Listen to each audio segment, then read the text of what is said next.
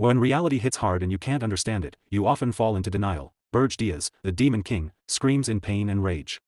Blood pours from his mouth. He never saw this coming. In his destroyed throne room, the dead bodies of his followers lie everywhere. The winning heroes stare up at him from below. His black flames, which he was so proud of, failed to kill any heroes. Berge looks in shock at the group that defeated him. He can't understand how the hero sword god's blade cut through his tough scales and pierced his heart.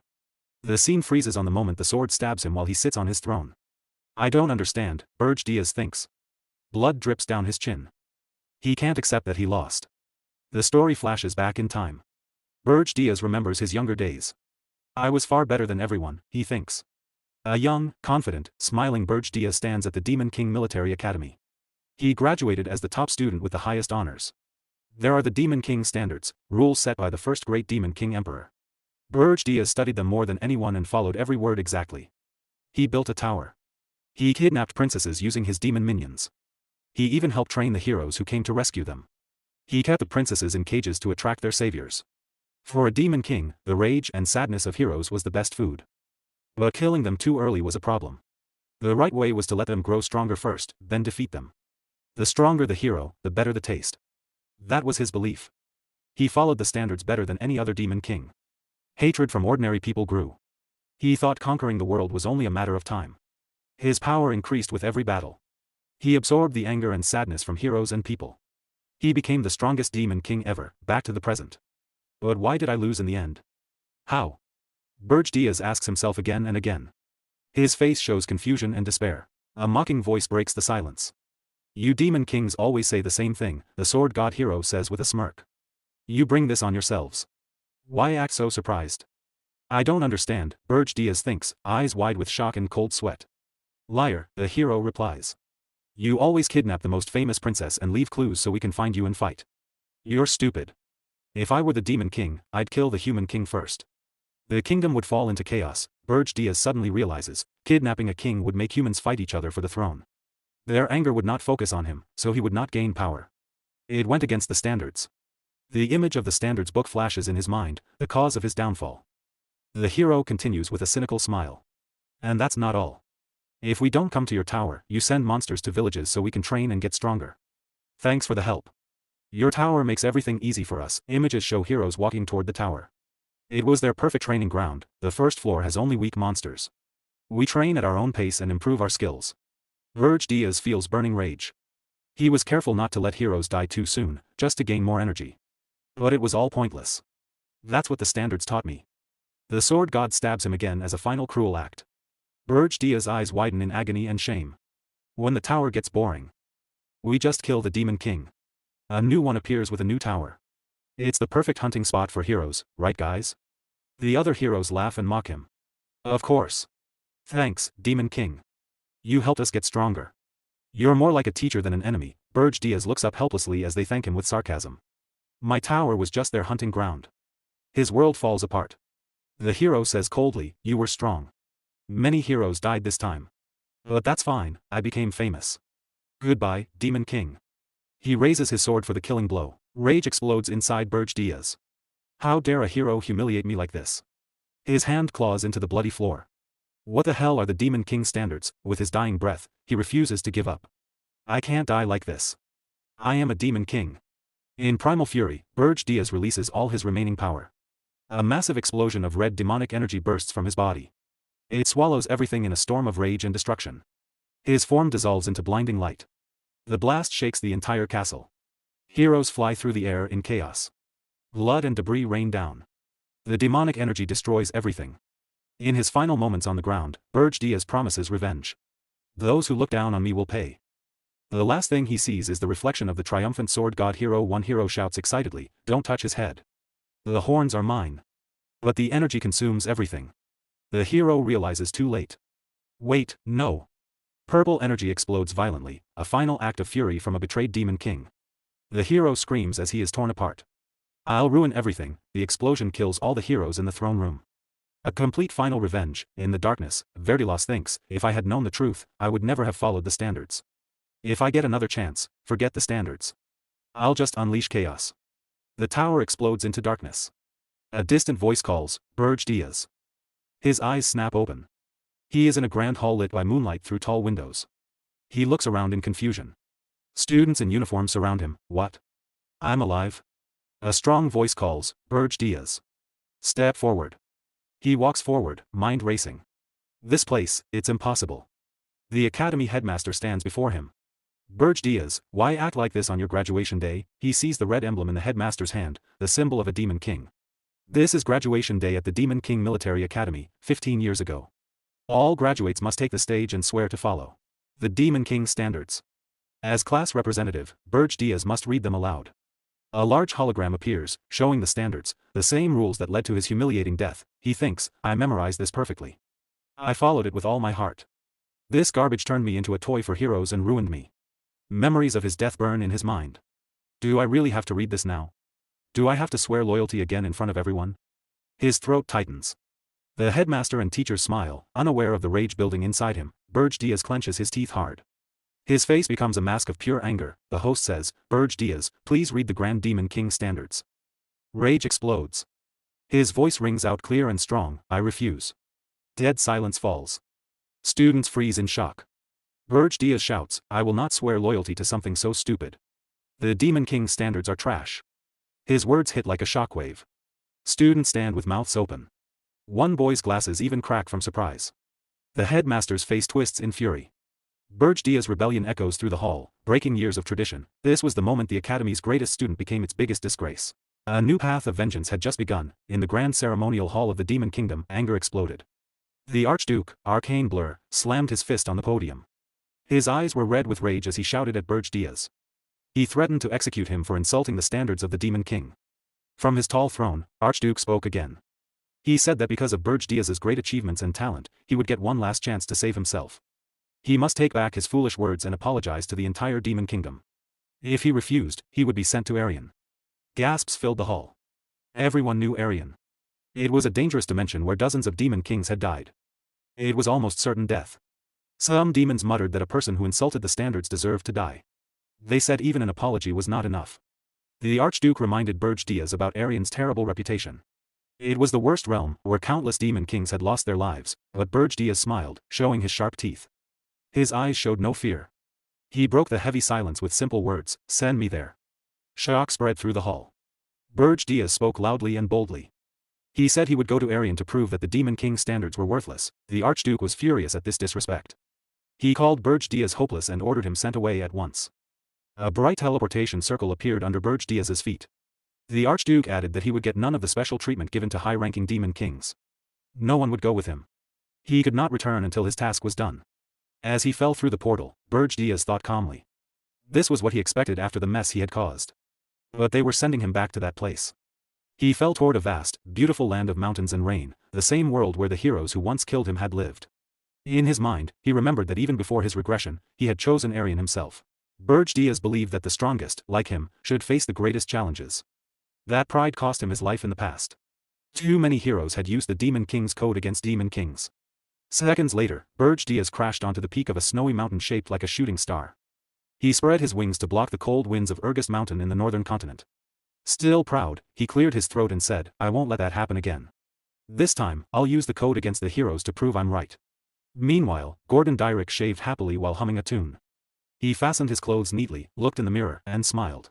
Perfect. The Demon King's Academy trains future Demon Kings. The Demon Clan Academy trains the clans that serve them. By Demon Realm rules, the top clan serves the top Demon King. Standing on the graduation platform, Gordon heard his friend say, Lucky you, Gordon. Graduating as head of the clan means you'll serve Demon King Berge. I wish I had tried harder. Gordon stayed calm outside, but inside he was excited. None of the Demon Kings compared to Lord Berge. Berge came from the rare demon dragon bloodline, a genius born once in 1,000 years. Serving him was an honor. With Lord Berge, they could conquer any world. Gordon dreamed of his own name in demon history. Suddenly, Berge Diaz spoke from the stands, that's wrong. Everyone froze. Berge Diaz continued calmly, the so-called Demon King's code is nothing but trash. In that moment, Gordon's dreams broke. He stood stunned. These were the memories of the man now deep in Regressed Mountain. By demon law, the top clan serves the top demon king. Gordon was still in shock. But why? Berge Diaz's voice came from behind, they said no clan would follow me, but they still sent someone. Gordon turned slowly. Berge reached out his hand. Good to see you again, Gordon. Gordon did not shake it. Why did you say that? You called the code trash in front of everyone, and to Arian, no less. Now I'm going to die, too. Even after a sincere warning from the Berge Diaz, calm down. You'll tear out all your hair now. He couldn't drop his anger instantly. My hair isn't the issue. That noisy display made Berge Diaz ponder. Has Gordon always been like this? Before I reverted, he was calm and confident. An old memory from a past life flashed. It'll be hard, but with you and me, we can do it. Actually, if it weren't Arian, I wouldn't be interested. Berge Diaz sighed wearily. It's understandable. The situation is totally different now. But if I told him I'd reverted, he'd think I'm crazy. Having vented everything, Gordon finally fell silent and gathered himself. He sadly clutched his hair to hold back tears and apologized for his earlier disgrace, saying, since it's come to this, I'll fulfill my duty, forcing Berge Diaz to pretend not to notice the weak display and reply, very well. Demon King's Code. Rule 1. A Demon King must erect a tower, but must not hide it or place it in an overly harsh environment. Only then can heroes find it. Gordon, of course, remembered and warned Berge Diaz. This place is too dangerous. Surrounded by towering mountains, humans can't find or reach it. Even strong monsters roam freely. You can't build a tower here. We should move. Unexpectedly, he bent and shoved the stone straight into the ground. No, I'll build the tower right here. The tower seed planted in the earth and feed it with the Demon King's device so the tower can grow. That act visibly angered Gordon. Rule 1, you're directly defying them. Have you even discarded a Demon King's pride? Berge Diaz muttered dejectedly. I never swore to obey them. From an angle Gordon couldn't see, Berge Diaz silently glanced at him. I understand the disgust you feel being demon-born. It's hard to abandon a belief engraved to the bone. Unless you die or endure something as brutal as death, you won't renounce it because I was the same before. Berge Diaz slowly drove his nail into his palm to draw blood. He carefully let that plasma drip onto the tower seed and said, listen closely, Gordon. The Demon King's code is trash, especially here in Arian. The unusual gravity in his tone sent a chill down Gordon's spine. The snowy mountain began to tremble continuously from beneath the frozen ground. The tower seed started to react. It suddenly expelled a small orb of mana. It quickly spiraled in a large circle across the ground. Berge Diaz watched and hissed with excitement because Arian is crawling with heroes. Remembering the people who skewed him in his past life, he couldn't help sneering, so many it's absurd. As the formation completed, a series of announcements rang out. Tower identifying user race. Black Flame, Dragon Demon Clan. Name, Berge Diaz. Identification complete, proceed to summon the tower. The final announcement coincided with a building rising from the frozen ground. The splendid sight made Berge Diaz mutter bitterly. This is why Demon Kings keep dying here after countless tower destructions. Humans learned the tower's mechanism and used the Demon King's own rules against us. On this land, the Demon King's rules no longer apply. Indeed, they should be called the Hero's Standards, which puzzled Gordon. Gordon finally understood the terrible truth. In this land, the old Demon King rules no longer worked. They should be called the Hero's rules instead. Before them stood a tall, dark tower, complete and menacing, rising out of the snowy wasteland. Gordon stared up at it, stunned. In the end, Berge Diaz had built the tower in that forbidden place after all. Berge Diaz walked calmly toward the main entrance. Let's go in, he said to Gordon. Gordon followed in silent hesitation. They entered the first floor of Berge Diaz tower. It was a huge hall with high, arched ceilings and a patterned floor, but it was completely empty. Gordon spoke out loud. A normal Demon King tower should have traps, complicated rooms, or monsters to guard it. But there's nothing here. It was a tower with no advantages for a Demon King, no special privileges. They climbed to the top floor, the Demon King's chamber on the 5th floor. It was the same, a large empty hall with a throne at the far end, and nothing else. Every floor was deserted. Gordon looked serious. The tower is built now. We can't change that. So we must at least follow rule number 2 of the Demon King standards. Rule number 2, kidnap a prince or princess, preferably one high in line for the throne. The reason was simple: important royalty produced more demonic energy when captured, through the anger and sorrow of their kingdom. Gordon offered to advise Berge Diaz. The Demon King stood with his back turned and allowed him to speak. Gordon pointed to a map. The closest kingdom is the kingdom, of course, in the Ergest Mountains. Please kidnap the princess with the highest rank. That will bring the most anger and sorrow from the kingdom, and you will grow strong quickly. Gordon expected Berge Diaz to refuse. To his surprise, the Demon King agreed. Gordon was shocked. Berge Diaz added, I already have a princess in mind. Excited, Gordon offered to help, but Berge Diaz gave a clear order: stay here and guard the tower. A Demon King's home cannot be left empty. Gordon felt huge relief and joy. Thank goodness, Berge Diaz was still acting like a real Demon King. His strange behavior had just been stress. This could still work. Now it truly began. As Berge Diaz prepared to leave from the balcony, Gordon asked, trying to be a good servant, which princess will you bring? Berge Diaz gave a sly, secret smile and only said, well. The scene changed. Berge Diaz flew over a distant city at night. His target was far away, not the nearby kingdom, but Hilderin, the southernmost nation on the continent, the farthest from his tower. The view moved to a huge castle. Only one window was brightly lit in the dark night. Inside the room, a beautiful blonde princess named Hildera looked out the window. Berge Diaz spread his demon wings and landed in front of her under the full moon. Now his true plan was clear. Out of all possible princesses, he had chosen the one with the least importance, the 13th princess. His red horns shone in the moonlight. With an intense look, he said, I have come to take you, princess. Back in the tower, Gordon's mind exploded. He screamed at the top of his lungs, that's the exact opposite of the standards. In the middle of the night, the Demon King Berge Diaz appears in a princess's bedroom. The young woman with long blonde hair, wearing a nightgown, sits on her bed. She looks at him without fear, only calm curiosity and a serene face. Princess Hernand asks the stranger, who are you? Under the bright full moonlight, Berge Diaz answers with a serious and determined look. I am the Demon King who has come to kidnap you. A small, mysterious smile appears on Princess Hernand's face. This is a completely unexpected reaction to a kidnapping. Still sitting on her bed, she asks a bold question to the surprised intruder. Demon King, are you sure you can handle me? Berge Diaz feels confused by the odd question. He wonders if she thinks demon kings are a joke. He replies confidently, of course I can. I am a demon king. To his surprise, Princess Hernand holds out her hands and offers herself willingly. Then take me. Berge Diaz grows suspicious and asks what she is planning. Hernand thinks for a moment and says that, as a princess, she always expected something like this might happen one day. Berge Diaz refuses to be tricked so easily. He warns her not to expect him to lower his guard. He is in a desperate situation himself and will not fall for any tricks. Hernand says she is not planning anything. With clear logic, she asks how she could have set a trap when she did not know a demon king would come that night. Berge Diaz quietly admits to himself that she has a good point. Still, he feels uneasy about the whole situation. Finally, they stand face to face. Princess Hernand seems ready to leave. She holds out her hand and says, then, shall we go? The scene changes to a snowy mountain landscape. Berge Diaz, in his demonic form with wings, flies toward his tall fortress. He lands, carrying the princess wrapped in a cloak. A subordinate with long black hair and pointed ears greets him. Berge Diaz orders the subordinate, named Gordon, to house her on the 4th floor. Gordon is shocked. He thought the princess would go to the dungeon. Berge Diaz explains that since she did not resist, she will get some kindness. Meanwhile, the princess waves cheerfully. Right after, Gordon approaches Berge Diaz and says he has something important to report. The scene moves to the 4th floor of the tower.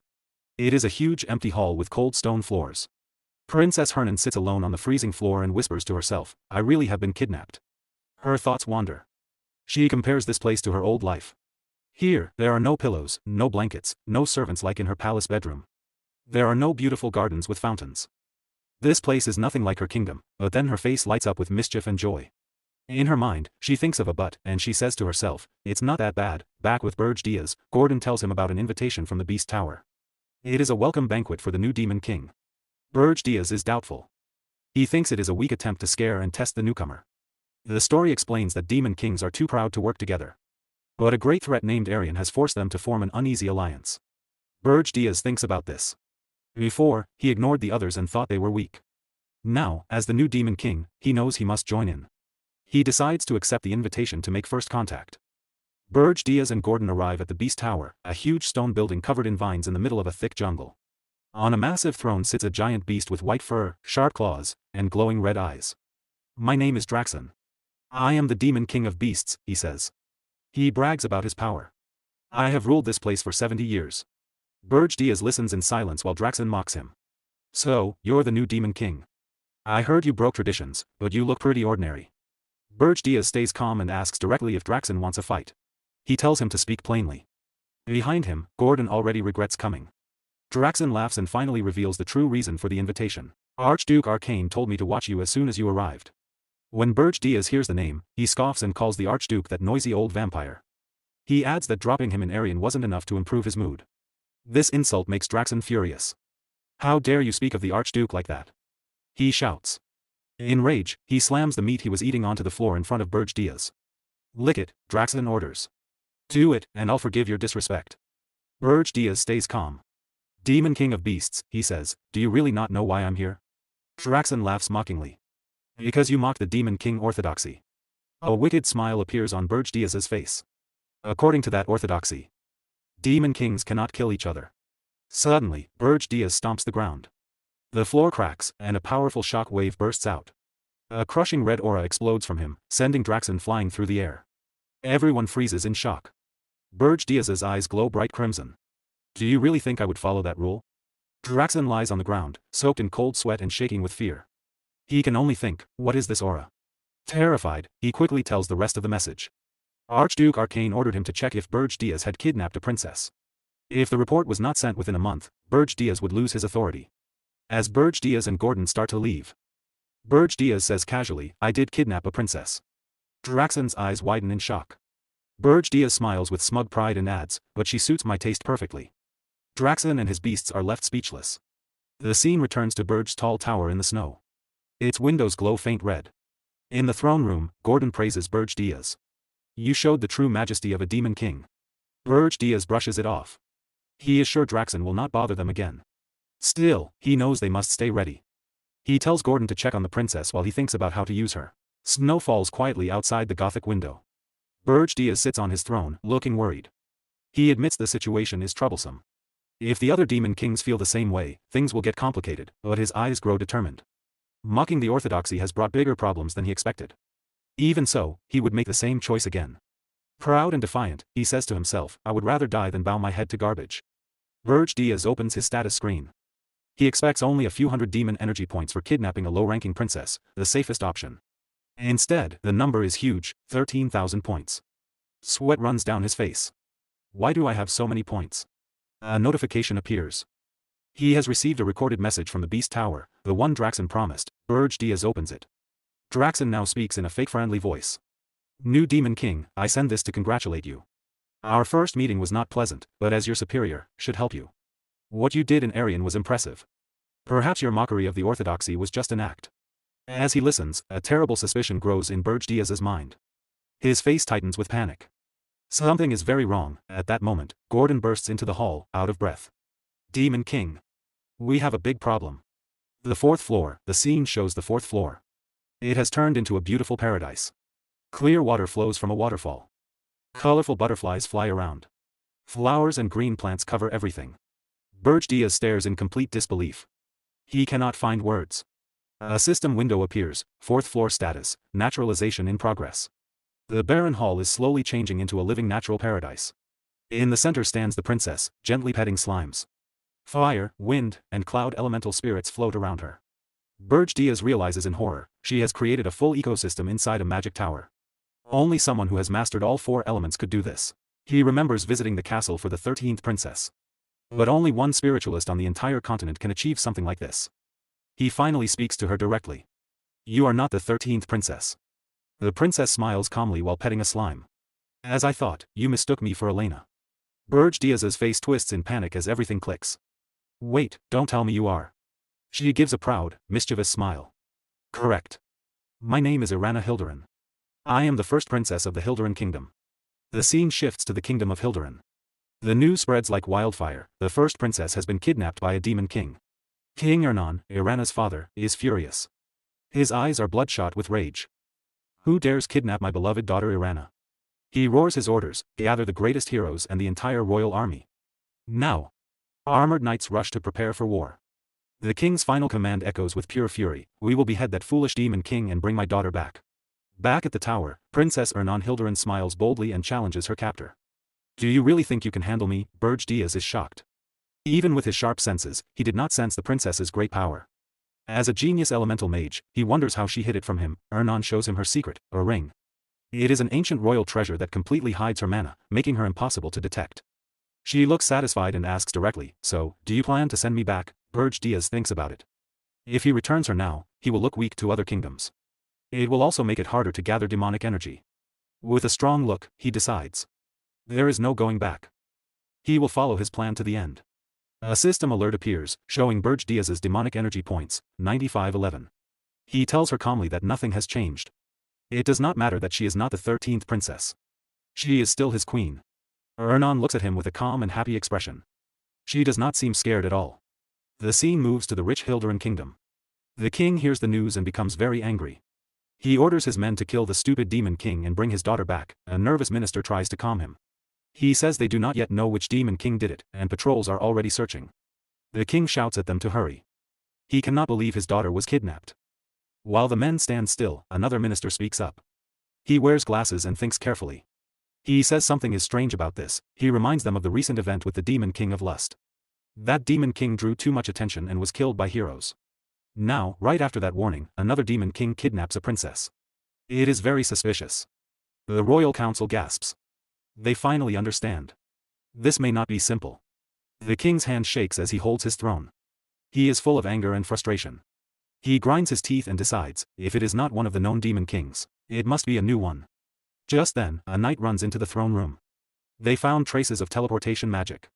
The trail leads north, toward the Urgest Mountains. The king's face shows shock and disbelief.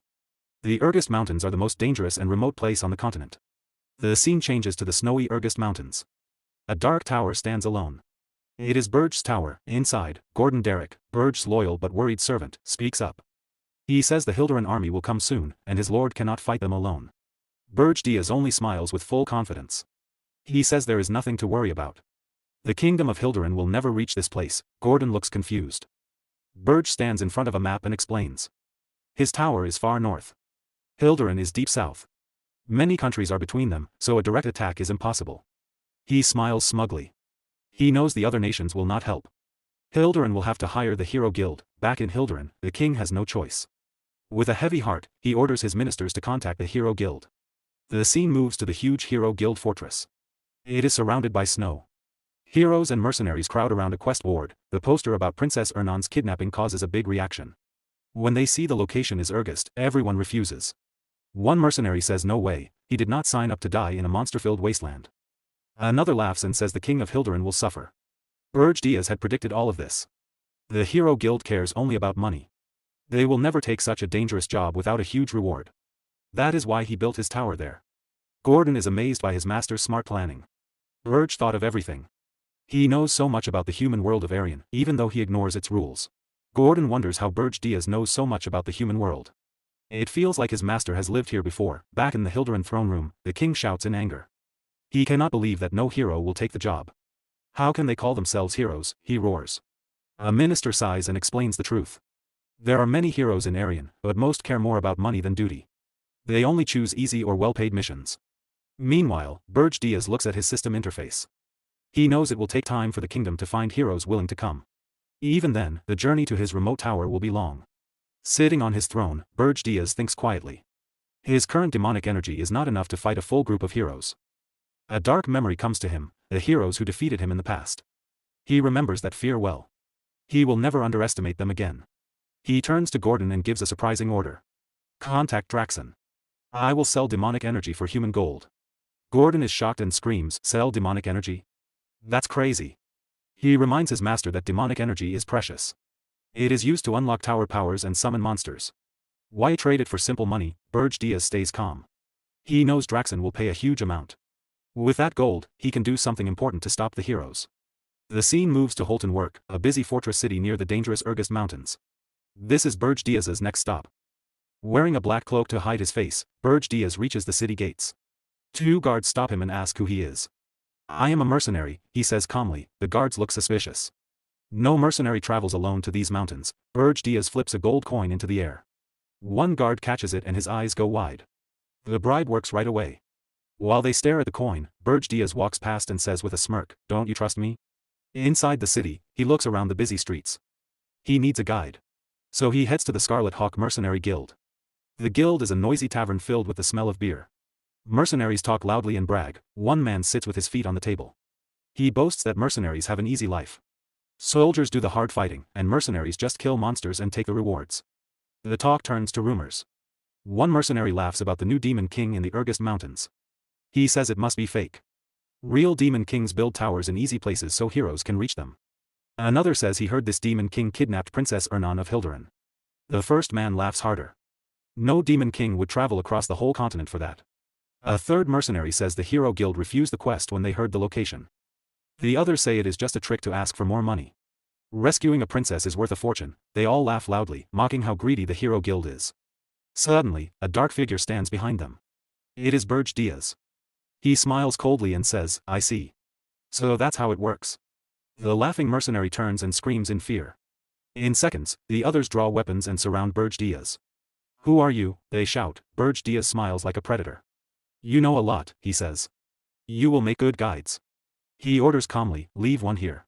The rest, get out." The mercenaries are furious and attack him all at once. Berge Diaz moves with incredible speed. He knocks them down with powerful, precise strikes. Dozens fall in moments. One huge mercenary tries to hit him from behind with a club. Berge Diaz stops the attack without looking, breaking the weapon easily. His eyes glow red as he punches back with dark energy. The big man looks terrified.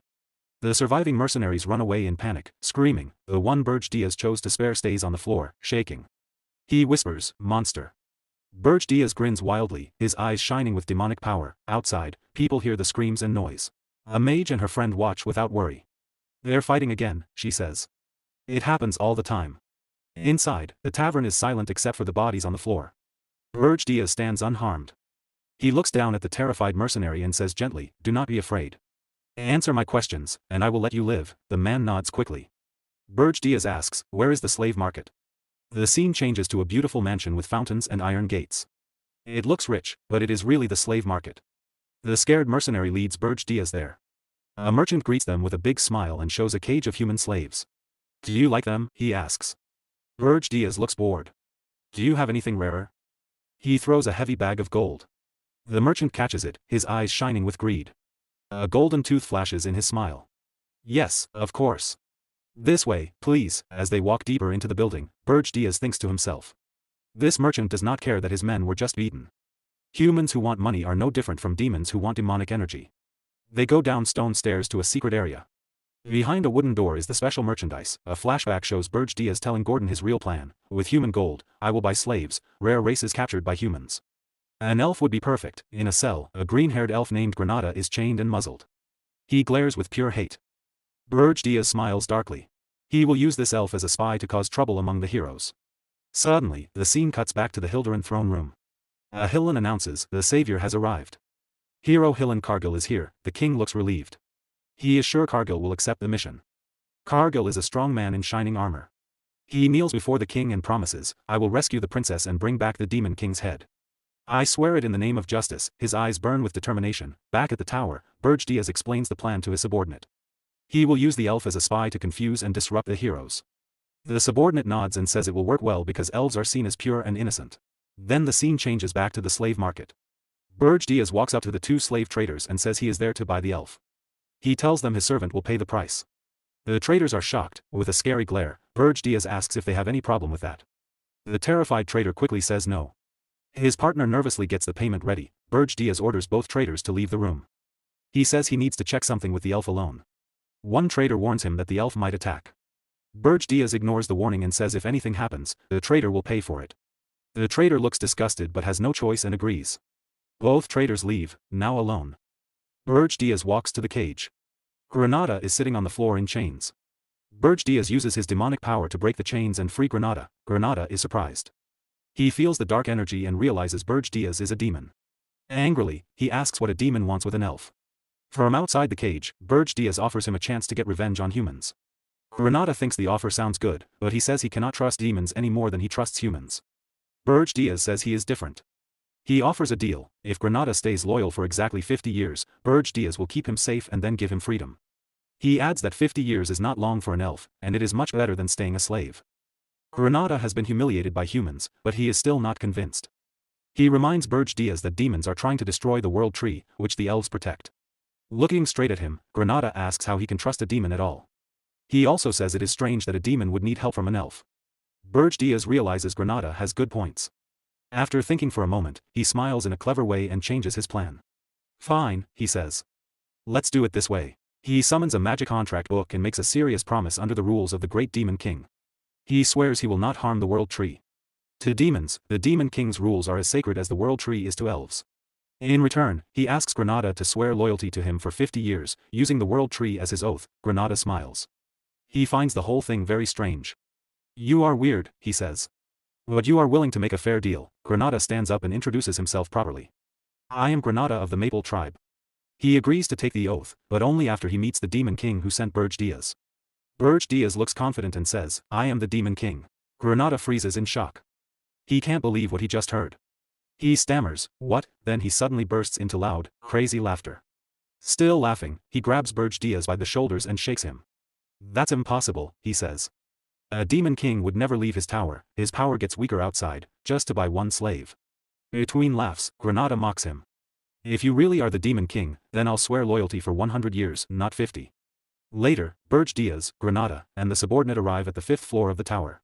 The place is grand but completely silent and empty. Sitting on his throne, Berge Diaz reminds Granada, "The 100-year contract was your idea." Granada finally realizes it is true. He goes into shock. His face changes from disbelief to anger. He explodes in rage. "This is all a scam," he yells. "You never said the whole tower would be empty. The first 3 floors are barren, and the 4th floor is just plants." Furious, Granada shouts, "What kind of demon king has no monsters guarding his tower? Heroes will destroy us in a year." "I won't work like this." Berge Diaz stays calm and coldly says, "We have a contract." Suddenly, Berge Diaz releases a terrifying wave of demonic power. It crushes Granada to the ground. Sweating and shaking, Granada finally admits to himself that this man really is the Demon King. Granada remembers the trip to the tower. Even though the tower looked old and empty, no monsters from the mountains came near. They were all scared of Berge Diaz's strong presence. Granada gives up. A Demon King is still a Demon King. Maybe through him, Granada can get the revenge he wants. Defeated, Granada kneels. He swears on the great name of the World Tree that he will be loyal for the next 100 years. As he swears, Granada thinks, if the Demon King came to recruit me himself, I must be important in his evil plan. But Berge Diaz's first order surprises him completely. With a relaxed smile, he says, "Good. Now, make me dinner." Granada freezes. His mind, ready for a big dark plan, goes blank. The scene changes in a funny way. Granada is now wearing an apron. He chops vegetables with great skill. He thinks, wasn't I supposed to be part of some evil master plan? To his shock, Princess Hilderin stands next to him, also cooking. She asks cheerfully, "Do you need help with the vegetable bread?" Granada has no words. The view widens to show a long dining table on the 5th floor. Berge Diaz sits at the head. Princess Ernand and Gordon Durka sit on one side. Granada sits on the other. Still confused, Granada asks Berge Diaz, "Is that woman really the Princess of Hilderin?" Berge Diaz answers casually, "Yes, that's Ernand Hilderin." The princess just smiles. Granada explodes again. "You've lost your mind," he yells. "You kidnapped a kingdom's princess, but your tower has no defenses. How will you stop heroes from attacking?" Berge Diaz calmly lifts a bite of food on his fork and says, "That's why I bought you. For now, just sit and eat." Granada goes silent in shock. In a funny moment, Berge Diaz adds, "The food is really good." Princess Ernand says happily, "I helped too." Granada thinks to himself, what in the world is going on here? The scene moves to the 4th floor, a lush green field full of plants.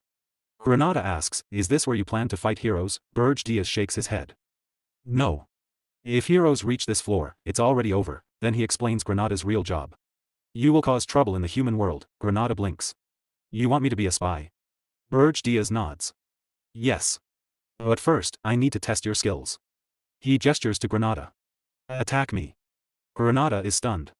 He thinks, how can I beat a demon king in his own tower? Berge Diaz gives him a handicap. "I'll fight with one hand and no demonic energy.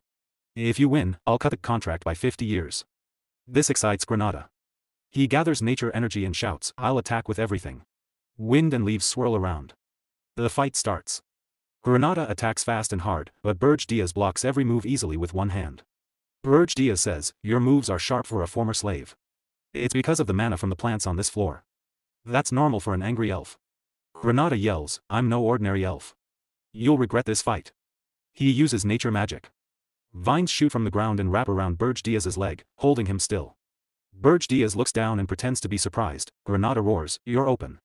He jumps forward with a powerful punch. Just then, a dark smile appears on Berge Diaz's face. He thinks, this is enough. In a flash, Berge Diaz disappears and reappears behind Granada. His eyes glow red, and his aura is scary. "I hope you remember who you're fighting," he whispers. Granada freezes in fear. With a cold grin, Berge Diaz says, "I won't kill you by mistake, but it will hurt." Terrified, Granada stammers, "Wait. Wait." A huge boom shakes the tower. The test ends badly for Granada. The scene changes to Orton Walk, the base of the Red Falcon mercenaries. Their captain greets Berge Diaz with big fake praise and greedy eyes. "What an honor to see you again." Berge Diaz says he wants to hire the whole group for 1 year. The captain quickly asks about payment. His men whisper about how Berge Diaz beat them badly last time. Berge Diaz drops a huge bag of gold as a down payment. Everyone goes quiet in surprise. The mercenaries cheer and promise loyalty. The captain secretly thinks about finding a new job. Berge Diaz introduces a new member. This man will give you my orders from now on. The mercenaries look confused until the man speaks. Hello, my name is Granada. The elf's face is swollen, bruised, and covered in bandages from the training with the Demon King. The mercenaries stare in shock, then feel sorry for him. Some even cry a little. They welcome Granada warmly, patting his back and cheering for him. Berge Diaz watches quietly and thinks, they look average, but the Red Falcon mercenaries are tough fighters from the dangerous regressed region. They are skilled, strong, and hard to control. Berge Diaz thinks to himself about his real target. At this time of year, the only hero likely to answer Hildurin's call for help is Cargill, the one who defeated the Demon King of Lust. With his plan clear, Berge Diaz turns to his new mercenaries. Granada stands among them. He gives them their first official order, investigate Hill and Cargill, the hero hired by Hildurin. The mercenaries are now well paid and excited. They shout loudly together, yes, sir. In the lonely tower of Berge Diaz, surrounded by endless snow, the Demon King thought about his next step. He had already given the job of handling the heroes to Granada. Now it was time to make himself stronger. Sitting on his throne, Berge looked at his helpers and decided to focus on gaining more power. Normally, demonic energy could be used to improve the tower or to make the Demon King himself stronger. But Berge had used all of it on the tower. The only way left was to find a spirit flower. This was a special mana crystal that gave great power when eaten. Spirit flowers grew deep in the dangerous regressed mountains. The area had strong mana storms, powerful monsters, and no humans had ever touched it. The flowers had soaked up natural mana for many years, so the place was full of treasures. Spirit flowers were not as good for demons as pure demonic energy, but Berge decided it was better than nothing. He got ready to search for them. His helper, Gordon Dirk, warned him it would be risky. Looking without a plan was like finding a needle in a huge desert. Monsters would attack if they sensed weakness. Berge was sure he could beat any monster, but he knew finding the flowers would be hard without a good mana detector. Just then, someone knocked on the door. Berge and Gordon looked at each other, confused. The door opened slowly. Princess Ernand Hildurin peeked in. A small slime sat happily on her head. Are you busy? She asked shyly. Berge and Gordon were shocked to see her. A short time later, outside the tower, Princess Ernand walked excitedly through the snow. Her little spirits danced around her. Berge stood nearby, watching with no expression. I'm so excited. I've been bored lately, she said. You promised I could decorate the 4th floor any way I want, Berge agreed, but inside he wondered how strange her ideas would be. Who decorates a Demon King's tower? Princess Ernand felt very lucky. She never thought Berge would let her go outside. She was glad she came at the right moment. She looked at the small flame spirit floating in her hand. Suddenly, Berge opened his demon wings and grabbed her. Hold on, she screamed, not ready at all. A loud roar came from behind them. They shot into the sky very fast, leaving trails of mana in the cold air. Ernand closed her eyes tightly at first. She was scared. But soon the fear went away. She opened her eyes and gasped. The world looked huge and beautiful below her. There were mountains, valleys, and endless snow. She had not seen any of this the night she was kidnapped. Her heart filled with emotion. She remembered her old life, endless magic lessons, strict rules in the palace. And walls that felt like a prison. She thought she would be trapped forever, still flying. She whispered, "You are the only person who has ever flown over the regressed mountains." Berge answered coldly, "Your job is to find the spirit flowers." Then Ernand said, "Just call me Ernand. We'll be together a lot." Berge got annoyed. "Remember your place," he said in a cold voice. "If you don't focus, I'll throw you in the dungeon." Ernand quickly said sorry and focused. She sent her small water spirits to search the mountains below. Berge thought they would not find anything soon, but he knew her spirits were faster than him or Gordon. Just seconds later, Ernand shouted happily, "I found one." Berge looked and saw a beautiful spirit flower glowing in the snow. Its petals shone with icy blue mana. But then they saw a big group of huge, fierce orcs guarding it. Berge landed in front of them like a true king. "If you have any honor, leave the flower and go," he said. The orcs growled. "We don't obey demons. We hate you. You will die." Berge laughed in a dark way. Gordon was right. I was foolish to expect beasts to listen. Dark purple power exploded around him. Small horns grew on his head. "I'll turn you all to ashes." A wave of energy hit the orcs. They screamed as flames burned them. The power difference was too great. Some orcs tried to attack the weakest target, Princess Ernand. Berge did not move. He made a barrier of demonic energy around her. When the orcs touched it, they were destroyed. Ernand watched in amazement. She knew a group of orcs could beat ogres, but they could not even get close to her. Berge gathered more power and released a huge explosion of dark energy. It destroyed everything. Silence came back. Snow fell on the burned ground, Ernan knelt by the spirit flower. It looked like a blue hyacinth, full of water and ice mana. It's so pure, she whispered, staring with wonder. Berge saw the greedy look in her eyes. Don't think about taking it, he warned. Okay, she said quietly. Berge offered a deal. If you find more, you can keep one. Her eyes lit up. I'll do my best, but even after searching until they were tired, they found no more flowers. That night, back in the cold tower, Berge sat on his throne and looked at the one spirit flower. He thought about Princess Ernan. At first, kidnapping her seemed like a mistake. But now, as he watched her sleep peacefully with her spirits around her, he thought she might be useful after all. Gordon came in. Demon King, a message from Granada arrived. That was quick, Berge said, surprised. Gordon said, the hero Hillen Cargill and 32 other heroes have left the capital of Hilderan. But they are not coming straight here. They are following the usual hero path, making a party, doing village quests, and getting stronger on the way. Gordon showed many plans on holographic screens, but Berge waved them away and threw them in the trash. Gordon was shocked. Berge smiled. This time, we won't send monsters to attack them. What? Gordon shouted. Berge explained, weak attacks only make heroes stronger. Then he gave a surprising order for Granada, join the heroes. Help them and gain their trust. Gordon could not believe it. His king was again doing things differently. He worried. The tower is not strong enough yet to stop heroes. Berge said he would make it stronger soon, and told how, with a dwarf. Gordon yelled, what? Now a dwarf too? We already have a human and an elf. People will laugh at us. A burst of demonic power quieted him. Berge said, I don't plan to stop heroes with just a dwarf. I need dwarven magic weapons, he explained. Heroes expect weak monsters on the first floor. But what if they find dozens of cannons instead? Gordon was amazed. No hero would expect that. But it was very unusual, and then he realized something terrible. Wait, to get a dwarf here means another kidnapping. The scene moved to the underground dwarven city of Wolfner. It was made of stone and glowing crystals. In the center, a blacksmith worked hard. His hammer hit the metal with strong rhythm. This was Lozier Friedrich, the best dwarven smith alive. And he was next on the Demon King's kidnapping list. The underground city of Wolfner was home to dwarves. Before his regression, Berge Diaz had fought many dwarves, but this was his first time visiting their city. He bribed the guard at the entrance with human gold and asked for the best blacksmith. The dwarf smiled, took the coins, and said, for a human, you know how to do business. Berge Diaz hid his demonic power completely, so no one knew who he really was. With a small bribe, he got clear directions: go into the city, find the huge hole, take the lift down. Guards would check identity and assign a floor. It was strict security, no intruders allowed. But Berge Diaz did not need the lift. He jumped straight down to the lowest level. Then he walked to the deepest chamber, the heart of Wolfner. That was where the famous blacksmith Lozier Fredericks worked. The first thing Berge noticed was the dwarf's skill. The metal glowed with mana, and the flames seemed to dance. For a moment, Berge wondered if this dwarf was truly the best. He decided he would find out after kidnapping him. He moved fast and tried to grab Lozier, but the dwarf was not ordinary. A wave of fire rushed toward Berge. Then a huge hammer swung at him. That flame has a touch of demonic power. Suspicious, Berge thought. He blocked the hammer with one hand.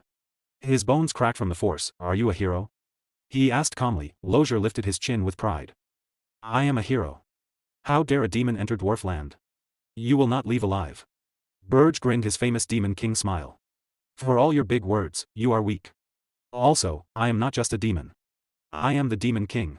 With ease, he slammed the hammer into the ground and grabbed Lozier by the throat, lifting him up. Guards rushed in after hearing the noise, but the chamber was empty. Panic spread. The hero Lozier Fredericks had been kidnapped. High above the city, on a terrace, Berge held his prisoner. Make a sound and I will kill you, he warned. Lozier was shaking but still asked, why is the Demon King here? Are you after the princess? Berge shook his head. He had no interest in dwarf royalty. He wanted to know about secret underground passages, routes only master blacksmiths knew for emergencies. Lozier thought this was a trick to reach the princess. He could not fight the Demon King anyway.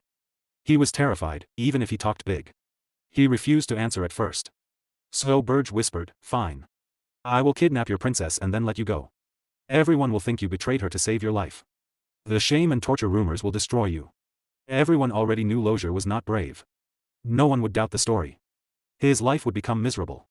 Berge gave him one last choice: guide him or sell out the princess. Lozier stayed quiet, but inside he was planning how to escape while still protecting the princess, a greedy little schemer. To close the deal, Berge made an oath. On the Demon King's honor, I promise your safety if you help me. To dwarves, such an oath from a Demon King was sacred and unbreakable. Lozier's attitude changed at once. He became confident, obedient, and almost happy. Berge felt sick watching it. Deep in the city, Princess Louise wharfed paced with worry. Lozier had disappeared while making her weapon. Guard said he was kidnapped, but she snapped, quiet. He is a hero too. How could a hero be kidnapped? One guard tried to explain softly, Your Highness, he is a hero, but he is a very poor fighter. She glared at him. Find him now, or I will take all your heads. No one argued. In Lozier's hidden tunnel system, Berge was growing impatient. The passage was narrow. Berge had to walk behind the dwarf the whole way, much too close. Move faster, Berge growled. If I have to look at this ugly view any longer, I will burn the tunnel. Lozier laughed nervously. Just a moment. These tunnels were not made for tall people. At last, they came out outside the city. Lozier brushed off his clothes with relief. That's it. My job is done. I will go now. Berge shifted into his full demonic form. Dark wings spread wide, like a shadow covering the moon. What nonsense, Berge said. Lozier froze. You swore on the Demon King's honor, he stammered. Berge shrugged. I do not care about trash oaths. Lozier became the newest victim of the Demon King's tricks. Panic hit the dwarf. Wait. I am useful. No one is better at metalwork. I can make anything you want. Berge frowned. A hero should not switch sides so easily. Lozier no longer cared about pride, only survival. Berge gave one final order. Swear loyalty to me. Lozier instantly dropped and pressed his forehead to the ground. Yes, I swear. Thank you for your mercy. Of course, inside his head he was already planning escape. Too bad plans mean nothing when you are knocked out. Moments later, Lozier woke up in a beautiful garden filled with spirits. He felt confused and scared. Berge was pacing nearby. You kidnapped a hero, a dwarf hero, someone said. An elf appeared on a floating screen. My lord, did you really bring a dwarf here? Berge cut them off. Report later. Princess Ernan walked up to Lozier calmly. She studied him. Did you come to rescue me, hero? She paused. Probably not. Lozier still could not understand. Why am I here? You promised safety.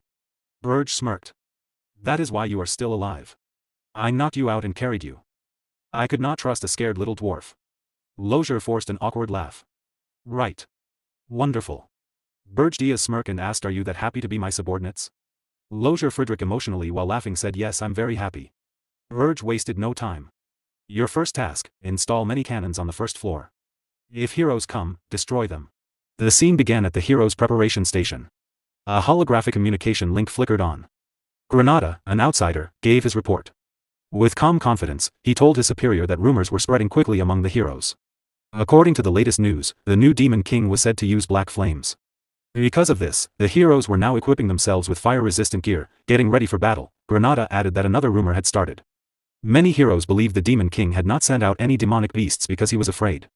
They saw his silence as weakness, not a plan. Berge Diaz listened without showing any emotion. His face stayed blank, and he did not move. When he finally spoke, his voice was cold and uninterested. He said the heroes still wanted to kill. Whether they fought for glory or for money, it did not matter. In the end, they would gain nothing. They would lose everything, even their will to fight. Before ending the call, Berge Diaz gave one last order. Granada was to keep watching the heroes closely and report any changes right away. Granada agreed and cut the connection. Alone now, Berge Diaz thought to himself. By holding back the demonic beasts, he was slowly breaking the hero's spirit and confusing their expectations. This Demon King clearly understood human thinking in a scary way. Granada wondered if there had ever been a Demon King like this before.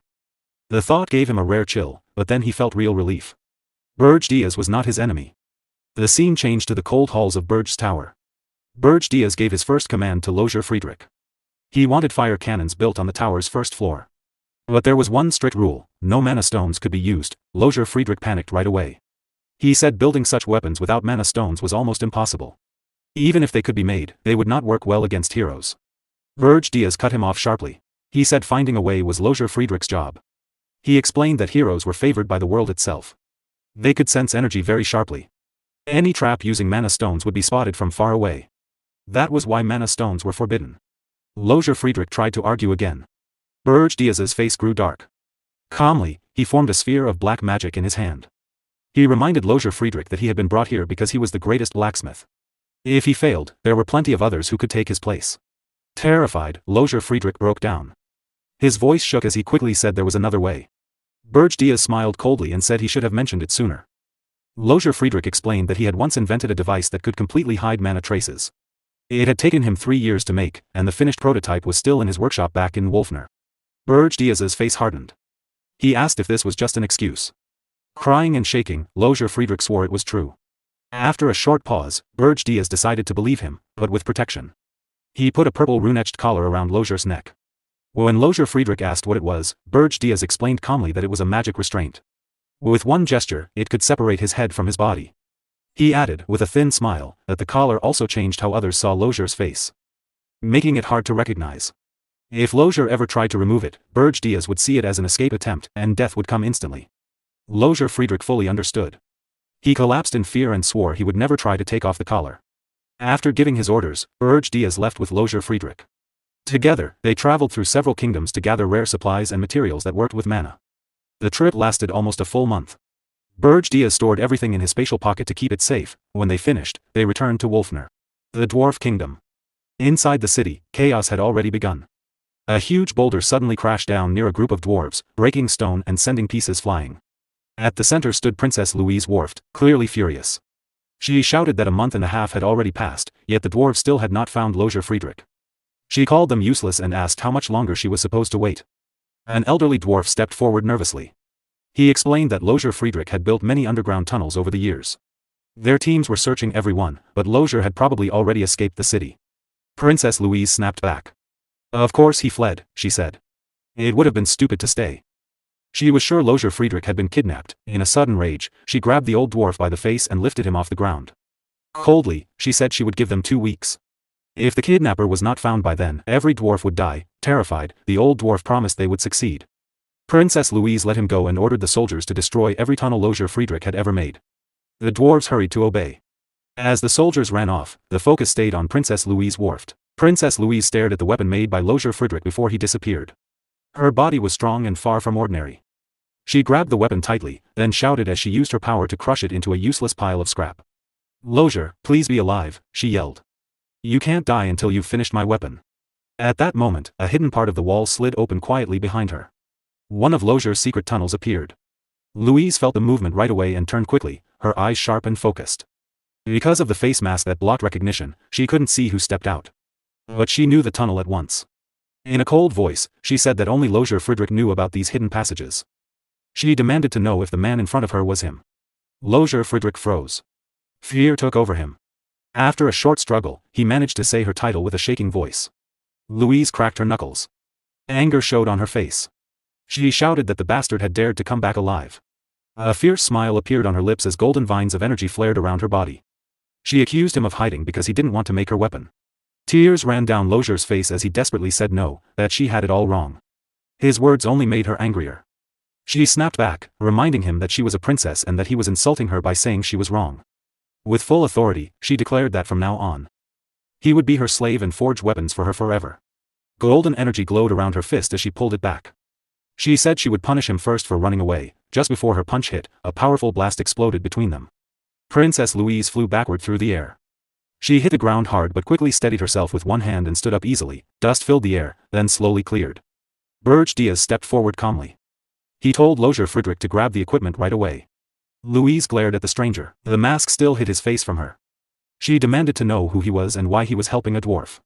In a calm, flat voice, he said he was the master of the blacksmith she had just been forcing to work for her. Princess Louise jumped high into the air, her face full of rage. She shouted that the blacksmith was her slave and would make her weapon for the rest of his life.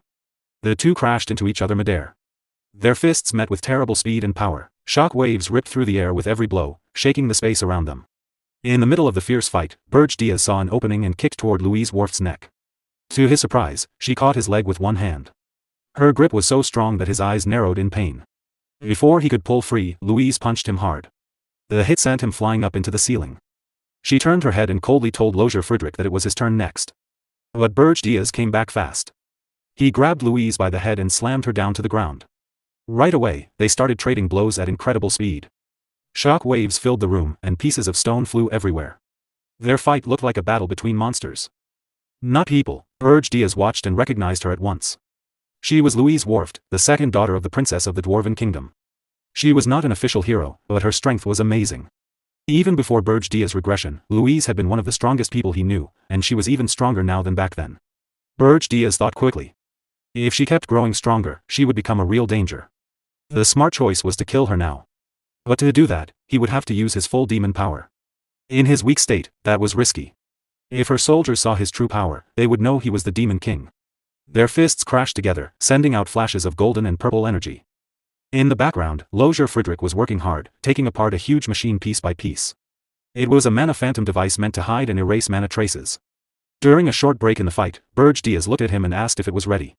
Lozier replied in panic that the machine was bigger than he expected and he was still working. Berge snarled that if Lozier wanted to live, he had 1 minute to finish. Lozier swore he was going as fast as he could. Louisa's aura suddenly exploded. 12 streams of bright golden power burst from her body. She demanded to know who had allowed them to do this. Berge glanced at Lozier and said coldly that if things got worse, he would leave him behind. Lozier's face went white with fear, but he promised he was almost done. Berge clenched his teeth. He did not know how much longer he could fight without using his full demon power. Every second brought him closer to being exposed. Their mana was running out fast. Princess Louise shouted that she did not care where they came from, they would not leave alive. She then turned to Lozier and said she would break his legs so he could never run away again. Berge laughed darkly. He said she sounded more like a demon king than he did. He told her to give up, he was taking the blacksmith and all the equipment. Just then, Lozier yelled that he was finished. As soon as the machine was turned off, the mana in the room changed suddenly. Louise growled that she would not hold back anymore if Lozier thought he could just come back and steal what was hers. Berge took the chance and kicked her hard in the chest. The blow sent her crashing to the ground, causing a huge explosion. Without waiting, Berge opened his subspace pocket and told Lozier to hurry. Louise stood up from the dust and said attacks like that meant nothing to her. But then she stopped, she saw that Berge, Lozier, and the machine had all vanished. Her soldiers finally arrived and asked what happened. Louise scoffed and called them slow. She asked if they planned to show up only after she was dead. She ordered them to chase Lozier through the tunnels. Then she stopped. The tunnels had been collapsed. Grinding her teeth, Louise realized the truth. Lozier really did not plan to come back and make her weapon. A cold smile appeared on her face as wind blew through the destroyed room. She said this was much more interesting than she expected. With angry, burning eyes and a twisted grin, she swore she would hunt Lozier down herself, even if she had to search the whole continent. When she found him, she would make him regret everything he had done that day. Then she shouted Lozier's name in rage, her eyes full of fury. Lozier Friedrich. Inside the first floor of Berge's tower, the Demon King stood calmly in front of a huge magical machine. He looked at it carefully and said firmly, "This is the magic we need to stop the hero. No matter what it costs, I must have this device." Behind him, Princess Ernand, the first princess of the Hilderan Kingdom, opened her eyes wide in surprise at its size. "It's enormous," she whispered. Nearby, Gordon, the Demon King's loyal servant, tilted his head in confusion. "What does it do?" he asked, sounding worried. "I was cleaning when all this started." He pointed to a strong metal frame built next to the machine. Lozier Friedrich stood straight and reported, "The Mana Phantom framework is complete. Installation is finished." The Demon King nodded once. "Good. Activate it now." "Yes, my lord," Lozier Friedrich answered quickly. Moments later, the Demon King released his dark energy. A scary purple glow spread across the floor, and heavy pressure filled the air. His voice turned cold. "After everything it took to bring this here, it better work." Lozier Friedrich shook under the power but replied, "Activation is already starting." When the spell finished, the machine roared to life. Mana rushed wildly around the room, and blue lightning covered the tower, lighting up everything. Princess Ernand raised her arm to shield her eyes. "The light is blinding." At that moment, a clear system screen appeared in front of the Demon King. System notification, the tower has recognized the Mana Phantom. Synchronization costs 10,000 points. Proceed. The Demon King looked at the screen. "So the tower has this function," he said quietly. "Very well. I will do it myself." Another screen showed his points, available points, 11,182, he chose to synchronize. Synchronization complete. Points remaining, 1,182, final notification, system update. The Mana Phantom now recognizes the Demon King as its master. Processing complete. The Mana Phantom's power source has been fully changed from mana to demonic energy. The Demon King looked up and called, "Lozier Friedrich."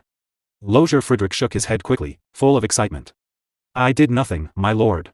I never dreamed we could join the Mana Phantom with the tower, or change its power completely. This is the discovery of the century. Even the original creator never thought of this." At that moment, Princess Ernand stepped forward. Her eyes shone as she looked at the awakened machine. "This is incredible," she said. The Demon King turned to her and said casually, "Why don't you try a spell?" Princess Ernand smiled happily. "I'll use any spell I want, then." She started chanting. Bright magical symbols appeared in the air, and a huge Colorful ball of magic formed in front of her. Gordon's face turned pale. Wait! He shouted in panic. I just finished cleaning the tower. Please don't treat it like a playground. The Demon King ignored him and watched the spell.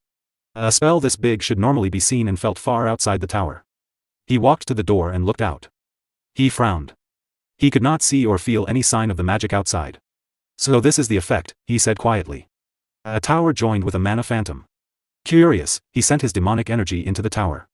He moved his hand, and his face showed shock. The whole tower disappeared completely. A second later, he moved his hand again. The tower reappeared exactly as before. I can hide the tower whenever I want, he said slowly, and bring it back anytime. A small smile appeared on his lips, and a faint purple light glowed in his eyes. Using this power freely is still hard for now, he said calmly. But it will be very useful later. Outside the room, Lozier Friedrich could not hold back his excitement anymore. He shouted, begging for permission to study the machine. He even asked to take it apart, then quickly changed it to examine for research only. He called it a historic discovery that no one in the past or present had ever seen. The Demon King, Berge Diaz, watched him with sharp eyes. You sound like a demon ready for battle, he said. After thinking for a moment, he answered, very well. If you completely destroy the heroes trapped on the first floor, you may study it afterward. Lozier Friedrich's eyes lit up. Red energy surrounded his body. I will crush those heroes without mercy, he promised. He began chanting right away, fully focused on his examination. Berge Diaz turned to Princess Ernand. In a calm voice, he said, you will face the heroes who reached the fourth floor. Princess Ernand froze. Me? She asked, surprised. But I'm a princess. You are also a powerful spirit user, Berge Diaz replied. And you do not plan to return to the palace. He knew it might be unfair. She was still an innocent princess who did not know the world's cruelty, and asking her to fight her own people was heavy. But she stayed silent for a moment, thinking about what spell she could use. Berge Diaz stopped her thoughts. You don't need to fight directly. Just disturb the heroes and show them you are now my ally. If this works, I will grant you another wish. She looked at him seriously and nodded. I'll do it, she said. Then she added, but introduce me as your subordinate, not as a princess. Berge Diaz was surprised for a second, then agreed. Very well. Princess Ernand's face lit up with joy. Like a happy kitten. Thank you. I'll do my best. She blinked playfully and added, should I charm the heroes with my beauty? They'll probably fall for me. No, Berge Diaz said flatly. Do exactly as I say. She nodded. Understood. Later, Berge Diaz sat alone, looking at the system screen. He checked all the plans. The first floor would attack with powerful mana cannons to reduce hero numbers. On the fourth floor, Princess Ernand would act as bait to draw in the rest and finish them. Still, with more than 200 heroes coming, this might not kill even half. He needed to become stronger himself. His eyes moved to the shining treasure in his hand. Thick demonic energy wrapped around it. It was an icy water spirit blossom, corrupted by demonic power, very strong, even against demons. He decided to find more. In another place, Princess Ernand stood in a snowy land with freezing wind. She looked around and sighed. Nothing here either. This is our third try. Berge Diaz answered, maybe our earlier success was just luck.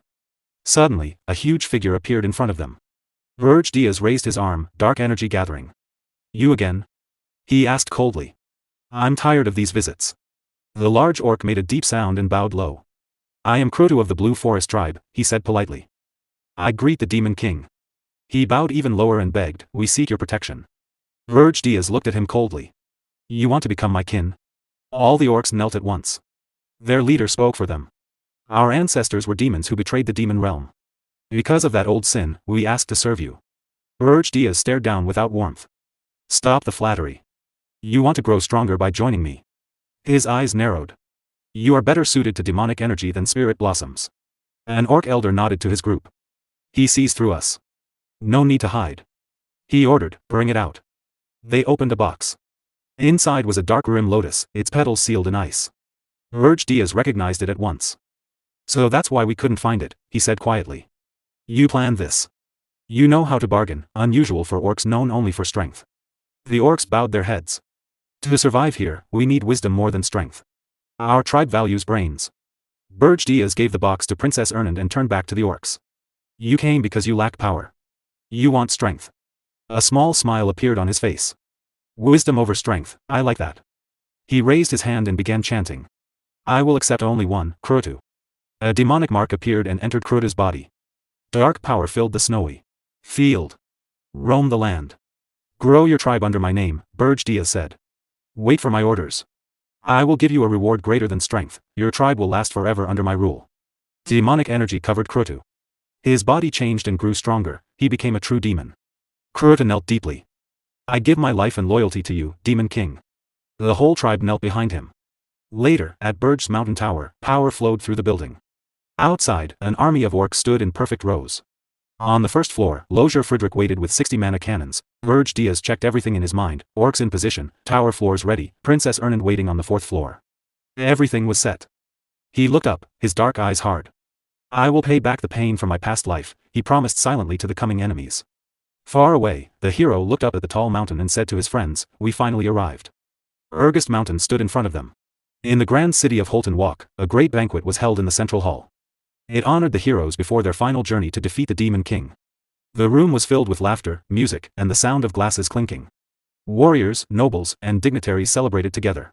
A young hero named Lord Hillen, dressed in shining armor, spoke with the elderly Lord Castellan. The Lord smiled and said Hillen was too modest for his great deeds. Hillen thanked him for the wonderful banquet. The Lord replied that it was an honor to be part of this historic quest. After a pause, Lord Castellan suggested that Hillen should speak to the crowd. Hillen hesitated, feeling uncomfortable. But the Lord insisted. It would lift everyone's spirits. Hillen finally agreed. Lord Castellan announced it loudly, and all eyes turned to Hillen. He stepped forward, cleared his throat, and spoke calmly. He greeted his comrades, heroes, nobles, knights, mages, mercenaries, and merchants. He said their long journey was nearing its end. With a confident smile, he joked that their march had scared the Demon King so much that no monsters had blocked their path. The hall burst into laughter. Then he grew serious. He warned them not to relax and said every preparation was done. His voice rose as he declared that tomorrow they would take the Demon King's head. He asked who dared to kidnap Princess Ernand of Hilderan. With fury, he shouted that it was time to show the world who the true masters were. He raised his glass high, the crowd cheered wildly. They raised their glasses too and shouted to eat, drink, and celebrate. From a distance, an elf named Granada watched quietly. He noted that the expedition's size had not changed, just as the Demon King had predicted. Hillen's charisma had kept everyone together, he had gained money from guilds and held the mercenaries loyal, but Granada felt uneasy. The last tower he checked was empty. He wondered if the fight would really be easy. A dark thought crossed his mind, should he betray the heroes now? He panicked and scolded himself. If the Demon King was defeated, his curse would end, that was good for him. He shook his head and went outside for fresh air. He also needed to send a report. That night, under a full moon, Granada stood on a balcony. He used a glowing device to communicate. A calm voice said, we have arrived at Holton Walk. We will rest and climb the mountain tomorrow. Granada replied shortly, I see. Then the Demon King Berge spoke firmly, once you leave Holton Walk, do not contact me again. After a pause, he warned, beware of the snow on the mountain. Stay alert at night. And when the tower door opens, never be near it. The call ended. Granada was confused by the strange last warning. Suddenly, a voice behind him said, what are you doing out here alone? Granada jumped and turned. It was Hillen. Granada said he just needed fresh air. Hillen noticed his tension and offered him elven fruit wine. Granada drank it and felt better. Hillen asked if Granada was worried about defeating the Demon King. He laughed lightly and teased if the elf was nervous. Granada admitted, yes. Hillen looked into his wine and said quietly, actually, I don't know either. Granada was surprised. Hillen explained that attacking a Demon King's tower was always hard.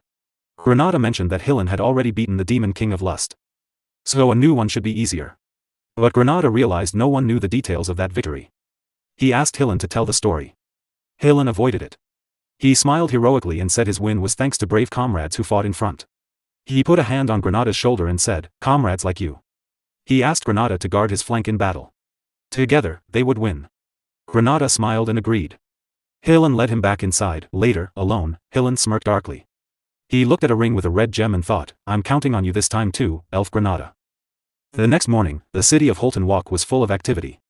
The huge expedition got ready to leave. As the heroes started their march, crowds of citizens lined the streets. They cheered loudly, shouting words of encouragement and good luck. They praised the leaders with cries of, Long live Lord Granada, and Long live Lord Wharton. At the front, Granada walked with a calm, serious face, staring straight ahead. Beside him, Hillen walked proudly, smiling confidently at the crowd's admiration. The cheers grew even louder when people started chanting, Long live Lord Hillen Cargill. Soon, the expedition left the city behind. The cheers faded away. In their place came silence as they entered the harsh Regressed mountain gorge. Tall, snow-covered cliffs rose on all sides. A sharp, cold wind blew through the air. The large group moved slowly through the empty, frozen land. The cold was their only constant friend. As they went deeper into the mountains, some soldiers began to talk. Their worries started to disappear. One said the weather was surprisingly good, little snow and a clear, sunny sky. He added that they would reach the tower easily at this speed. Another smiled and agreed.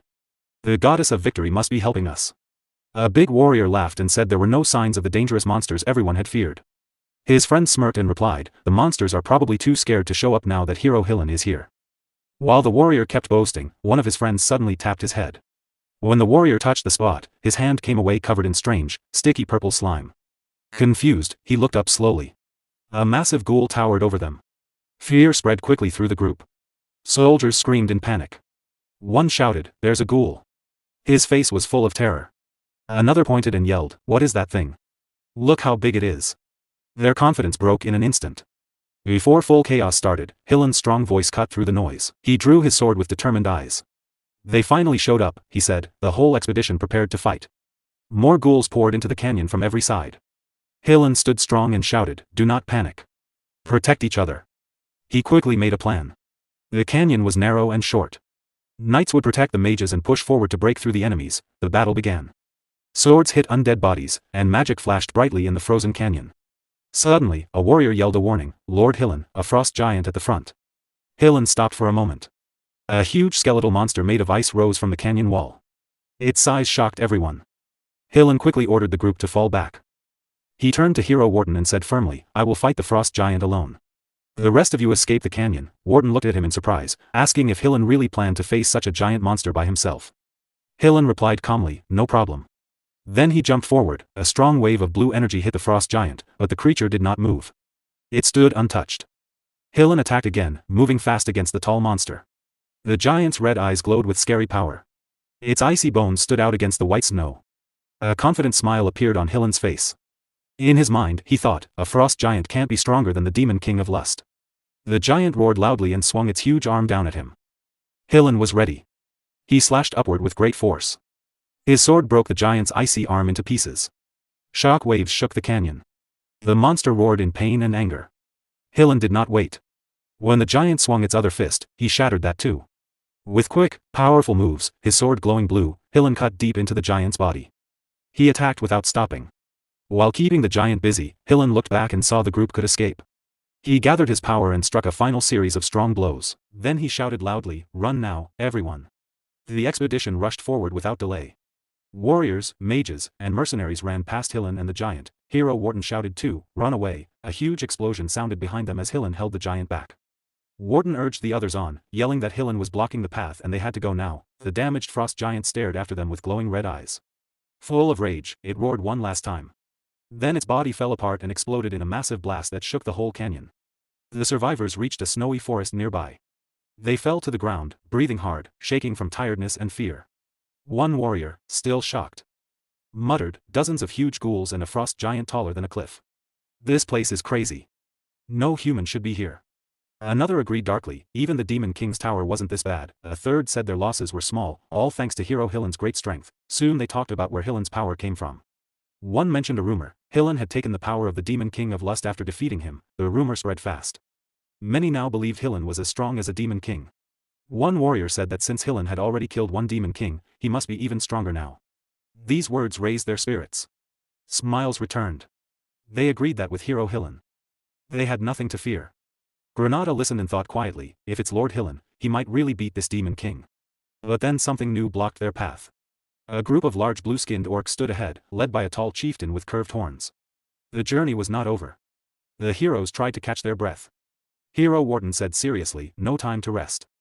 Granada looked closely at the orcs and recognized them. These are pure orcs. Hillen's face grew hard. I feel demonic energy from them, he said coldly. They serve the Demon King. The orc chieftain, named Crew, stepped forward. His huge body and strong muscles made him scary. A cruel smile showed on his face. Foolish heroes, he growled in a low, mocking voice. Welcome to Ergest. Wharton gripped his weapon and said angrily, I'll deal with garbage like you right now. He started to charge. But Granada quickly raised his hand. His sharp elf ears heard a strange, deep rumble far away. Wait, Lord Hillen, he said quickly. This sound. The rumble grew louder. Granada remembered the Demon King's warning, beware of the snow. Fear filled his face. This is what he meant, he whispered. Crew looked down at them coldly. None of you will reach the tower, he said with certainty. The ground started to shake hard.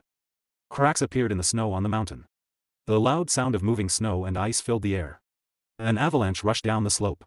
Granada screamed in anger and fear. How were we supposed to know about this?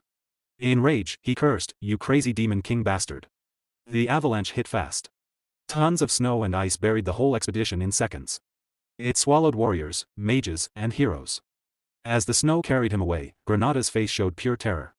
With his last strength, he yelled, "Everyone run." But the roaring snow covered his voice. Far away in his tall fortress, Demon King Berge sat on his throne. Screens in front of him showed the disaster. One by one, pictures of the heroes went dark. A dark smile appeared on his face. "Heroes, welcome once again," he said softly, full of mockery. With an evil grin, Demon King Berge watched the heroes' final screams. His plan had worked perfectly. He leaned back, eyes cold and pleased, and whispered to the dead, "This time, I will hunt you all down." The Demon King sat calmly on his throne, staring at a large screen in front of him.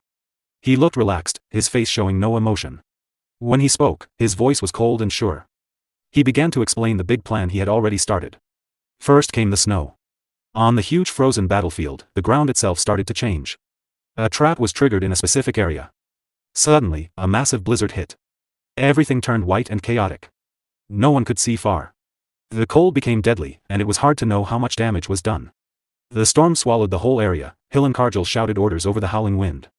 He told the heroes to set up camp and look for anyone scattered by the earlier attack. The blizzard made every move slow and difficult. From his throne, the Demon King kept explaining calmly. His second order was clear: never let your guard down at night.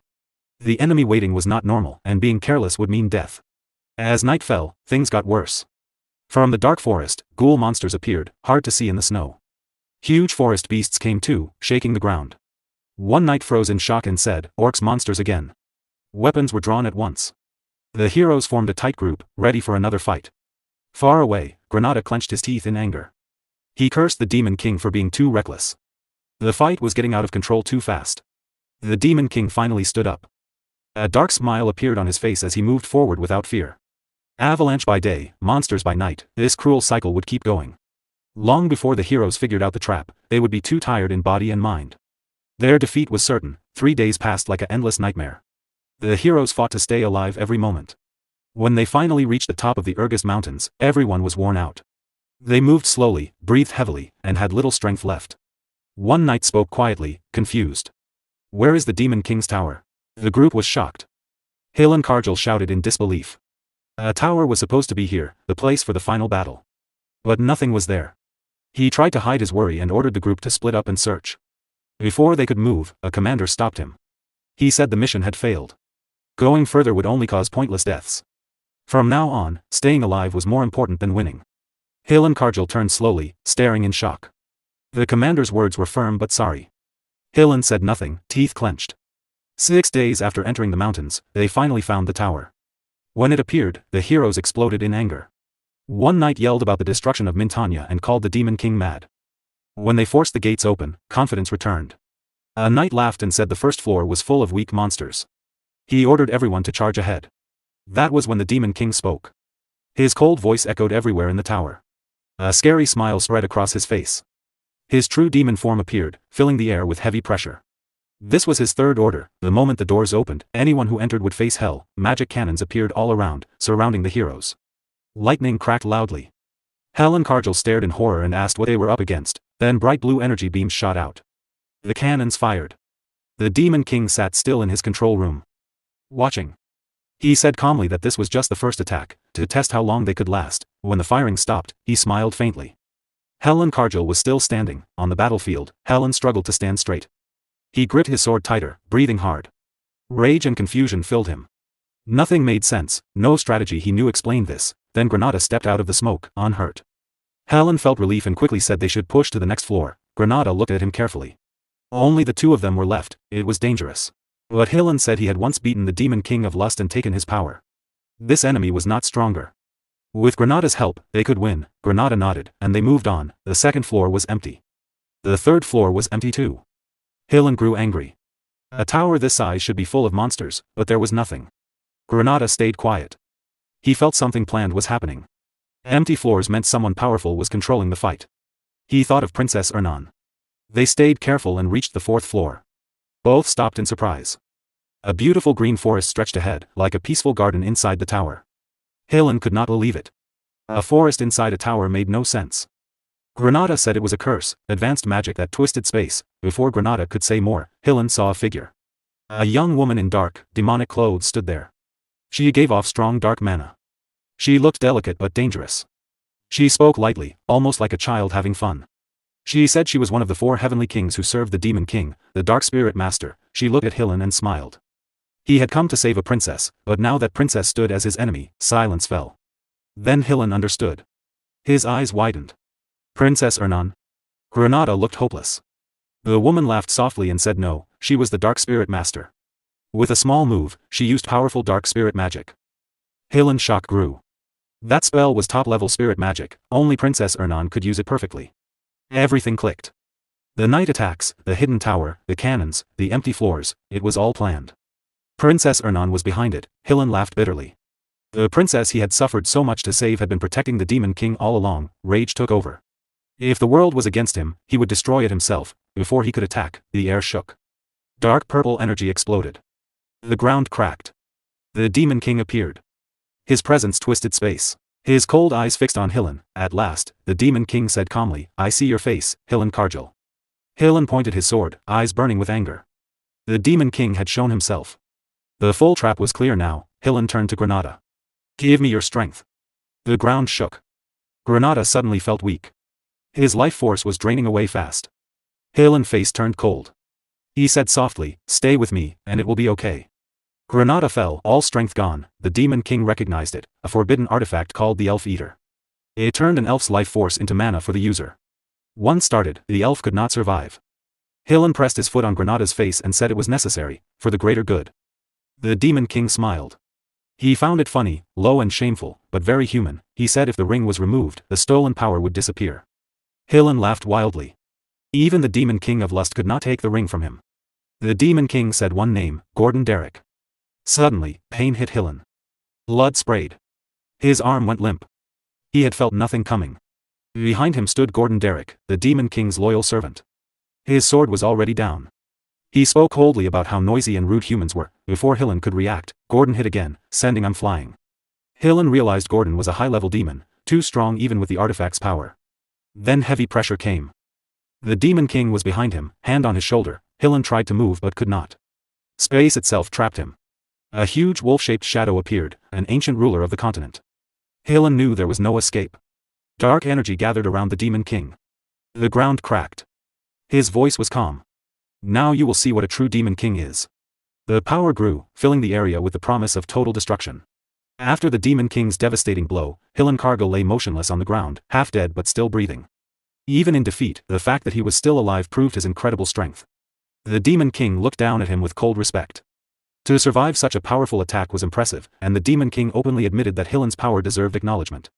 However, mercy was not in his nature. Without hesitation, he ordered Gordon Ramsay to tie Helen's hands and throw him into prison. He also commanded that the other humans collapsed outside the door be imprisoned. Gordon Ramsay obeyed at once and carried out the orders. Granada was in much worse shape. His body had withered until he looked like a white skeleton. Groaning in pain, he weakly said he could already see the afterlife. The Demon King glanced at him, praised his efforts with clear mockery, then casually used Spirit Blossom. In an instant, Granada's body was fully healed. The pain disappeared, his flesh returned, and he stood there frozen in shock. A moment later, the Demon King used Spirit Blossom on the princess as well. Watching this, Granada wondered if he had been healed the same way. Before he could think more, the dwarf suddenly shouted with excitement. The Demon King recognized the dwarf's hard work and gave him permission to dismantle the tower. The dwarf burst into loud celebration, bowing repeatedly and thanking the Demon King again and again. With everything settled, the Demon King ordered everyone back to their duties. The damaged floors needed to be repaired right away. After giving his final instructions, he turned and left. Calm slowly returned to the battlefield. In the silence, Granada thought about everything he had seen. After such a fierce fight, the Demon King still looked completely unharmed. This matched the terrifying reputation Granada had heard. To him, this was exactly what a true Demon King should be. The princess stood quietly, deep in thought. When Granada asked what was wrong, she said it was nothing. But inside, she could not shake the feeling that the Demon King had been tired. Away from everyone's eyes, the Demon King, whose true name was Berge, collapsed on the floor, completely exhausted. He clenched his teeth and admitted to himself how close the fight had been. A Demon King could never show weakness in front of others. He cursed Hill and Cargill under his breath, recognizing how dangerous that human truly was. Facing one of the 10 stars, the 10 strongest heroes on the continent, was no small matter. Helen was considered one of the weaker members, yet Berge knew the truth. In this life, he had barely used any demonic energy to strengthen himself due to limited resources. If Helen had been at full strength, victory would have been impossible. Instead, Berge had worn Helen down slowly. He provoked him, made him panic, and forced him to lose focus. In that moment of desperation, Helen left one fatal opening. Berge seized it with a full power strike and ended the battle. For now, he considered it a perfect victory, even if it did not meet the usual standards of a Demon King. Then he realized something incredible: he had changed fate itself. That thought filled him with new determination. If fate could be changed once, it could be changed again. He believed he could now alter the future and finally take revenge on the heroes who had destroyed him in his previous life. The scene shifted to the whole Taiwan Walk press conference hall. Chaos filled the room. Officials shouted over each other while reporters accused them of lying. They mocked the claim that the heroes had simply given up because they could not find the tower. Angry investors demanded answers and wanted someone held responsible for the failure. One man stood firm. He insisted the mission was not over yet. According to him, Sir Hill and Cargill and the great heroes had not given up. They were still searching for the Demon King's tower. All they needed was a little more time. That was when the king exploded in rage. He cursed Hill and Cargill for his arrogance and failure. His voice boomed through the hall as he declared that Hillen had talked big but achieved nothing. His patience was gone. If Hillen failed to rescue the princess, he would be executed without mercy. The dwarf princess tried to speak up and explain the hero's journey and the difficult circumstances, but the king cut her off. He refused to listen and immediately ordered that Lower be found. Whispers spread quickly. Some said Sir Hill Cargill had never returned. Others claimed he was already dead. As rumors grew, news of the new Demon King spread across the continent. With each retelling, the story became more frightening. Fear and despair filled people's hearts, and the world sank into sorrow. Because of this widespread despair, Berge's demonic energy points began to grow rapidly. The scene moved to the Heroes Guild headquarters, where a tense meeting was taking place. The gathered heroes questioned Hero Warden repeatedly, asking if there was any lie in his report. Warden swore on his name that everything was true. One elder hero spoke coldly. The situation was very serious, but since the new Demon King's identity was unknown, they needed to be cautious. He reminded everyone that Hillen Cargill was one of the 10 stars and could not be defeated easily. After long discussion, they decided to wait 10 more days for news of Hillen. If nothing came, all 4,728 heroes across the continent would launch a full attack to destroy the new Demon King. Deep underground in Berge's Tower prison, the Demon King visited Hillen. He noticed Hillen was already awake and commented on his fast recovery. Hillen spoke right away, saying that if he was being kept alive, the Demon King must want something. He demanded to know what it was. The Demon King smirked, pleased that Hillen was willing to talk. He made his offer clear: Hillen Cargill must become his vassal. Hillen froze, unable to believe what he had heard. The Demon King calmly placed a bag of gold coins in front of him and explained the harsh reality of a hero's life. A hero's journey cost enormous amounts of money: food for hundreds, security, lodging, guild fees, armor, weapons, and high-quality supplies. Usually, merchants and nobles paid these costs. When a hero defeated a Demon King, life became rich and comfortable. But when a hero failed, they were buried under crushing debt. This time, all the investments had been placed on one person, Hillen Cargill, the party leader. Even if he escaped, he would be labeled a failed hero and hunted by debt collectors for the rest of his life. Hillen stayed silent, knowing it was true. What disturbed him most was how the Demon King knew all this. Granada stepped forward and admitted he had told him. Hillen shouted Granada's name in fury, accusing him of betrayal. Granada shouted back, calling Hillen a scammer and reminding him of everything he had suffered. He declared he had been on the Demon King's side from the start. The Demon King explained the real reason for Hillen's defeat: there had never been a Demon King like him before. Hillen thought bitterly about those words. He himself had once broken the old standards. Now this Demon King would soon adapt and clear towers even faster. The Demon King laughed and revealed Armani's orb in his hand. He pointed out that if one of the strongest heroes was secretly working against humanity, could humanity ever succeed? The orb was a magical tool used to control subordinates. Once inside the body, it attached to the brain. The Demon King would instantly know any hostile thought, and with one gesture, he could destroy Hillen's brain. This was the test. If the orb could not attach, it meant rejection, and Hillen would die. There were plenty of other heroes to use. The scene shifted to Hillen's companions. Lying half dead on the ground, groaning in pain. Seeing them, Hillen panicked and begged the Demon King to stop. He claimed a hero of his strength was immune to mind control and that the orb would simply vanish. Granada grinned and explained that a hero's mental defenses could be lowered by their own will. The Demon King added with a mocking smile that Hillen's own words had already shown his choice. Enraged, Hillen insulted the Demon King, calling him a mad elf with no shame for wasting a precious tool. He swore he would never submit. The Demon King silenced him and forced the orb down his throat. Terrible pain tore through Hillen's body as the magic took hold. Granada watched and remarked that Hillen was stubborn. Then wondered aloud what would happen if he chose death. The Demon King remained calm. A greedy man who treated his comrades as tools for money would never choose death. A status window appeared. Name, Hillen Cargill. Equipment, Armani's orb. Status, Demon King's vassal. Hillen cursed bitterly, his hatred echoing in the prison. Later, in the castle, Gordon Ramsay reported to the Demon King. Although Hillen was now a vassal, his 100,000 gold debt would limit his actions greatly. The gold coins previously traded for demonic energy points had only amounted to 2,000 gold, enough to match a small nation's yearly budget. Gordon Ramsay asked how they could gather more. The Demon King smiled confidently and said it was time he received a certain message. When Gordon Ramsay looked confused, the Demon King explained, the annual gathering of Demon Kings, the unison of towers. In his thoughts, Berge remembered his past life. He had always avoided such gatherings, finding the idea of Demon Kings working together disgusting.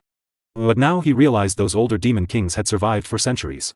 They must have huge amounts of gold and treasure. Gordon Ramsay understood at once. The Demon King planned to trade demonic energy points for money again. In the past, Gordon Ramsay would have objected strongly, but after facing the heroes himself, he now saw the necessity. Following old traditions would never have stopped the heroes. He accepted the truth and decided to trust his Demon King completely. At that moment, news arrived. An invitation to the Unison of Towers had been delivered. The Demon King smiled slyly and declared they would attend. In his mind, he planned to take as much gold as possible from the senior Demon Kings without mercy. Gordon Ramsay bowed and promised absolute obedience. The Tower of Lies stood tall and dark. On the 13th floor was the chamber where the Demon Kings met. The room felt heavy and quiet, as if the air itself was waiting for something to happen. All the Demon Kings were already there, sitting in silence. Then the doors opened. Berge Diaz, the Demon King of Flames, a demonic dragon, walked in calmly. His presence filled the room at once. He looked around and smiled slightly. I'm not late, but you're all here already, he said. Do you have a lot to talk about without me? The others did not smile back. Draxen Doldorf, the Demon King of Beasts, a werewolf, stared at him with clear anger in his eyes. Next, Reyna Soldian, the Demon King of Winters, a frost demon, spoke in a cold voice. So, you're the one everyone is talking about. Yugur Belva, the Demon King of Indestructibility, a titan, scoffed. Here comes the arrogant newcomer who insults our ways. Finally, the host of the meeting spoke. Jason Cockmund, the Demon King of Lies, race unknown, smiled calmly. Welcome, Berge Diaz. Berge Diaz laughed loudly, full of mockery. You fools, he said. You made an alliance. Aren't you ashamed to call yourselves Demon Kings? Inside his mind, though, he thought differently. Of course I understand why you did it. It makes sense for the situation in Arian.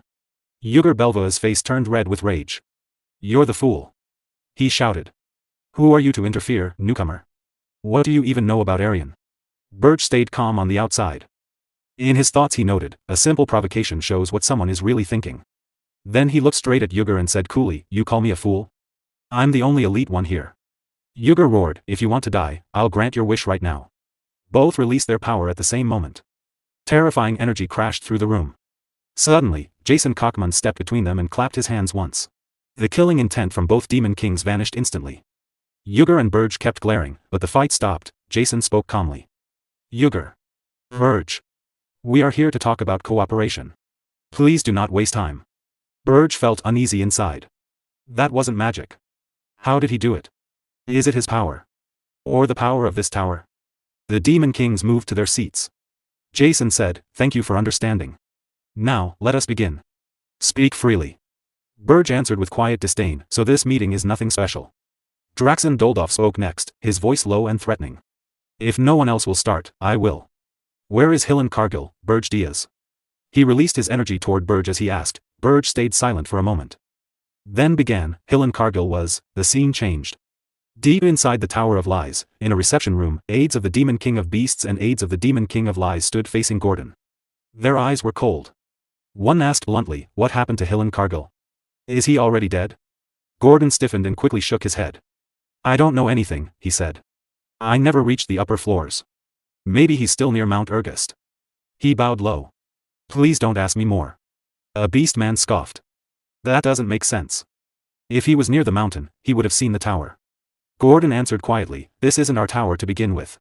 Another beast man muttered, maybe the rumors about that Demon King are true. Gordon felt a chill. He remembered Berge Diaz's orders: if anyone asks about Hill and Cargill, say you know nothing. Keep everything secret, but something felt wrong to Gordon. Unease grew inside him. Suddenly he burst out, the Demon King I serve is a rebel and a fool. He never listens to anyone. If he's left alone for even a moment, he does the most ridiculous things. If it's going to be like this, just do everything without him. When he finished, strange relief washed over him.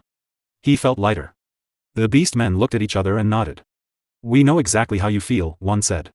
Then they all began complaining about their own demon kings, sharing the same frustrations. The scene returned to the 13th floor. Yuger stared at Berge in disbelief. You seriously expect us to accept this? Berge answered calmly, yes. Yuger exploded. Hill and Cargill hasn't even arrived. You didn't build the tower on the mountain. It's only 82% complete. Who do you think you're fooling? Berge replied casually, I can build my tower wherever I want. Jason spoke next. The situation hasn't changed. Warriors are still coming for the tower. Why did you leave your own tower and come here? With a mocking smile, he added, a demon king who lost his tower. Didn't we all learn better at the Demon King Academy?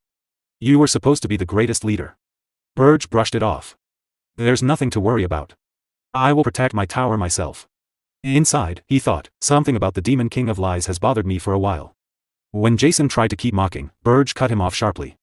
Draxon, annoyed, asked, do you really think Archduke Arcane will just ignore this? Berge shrugged.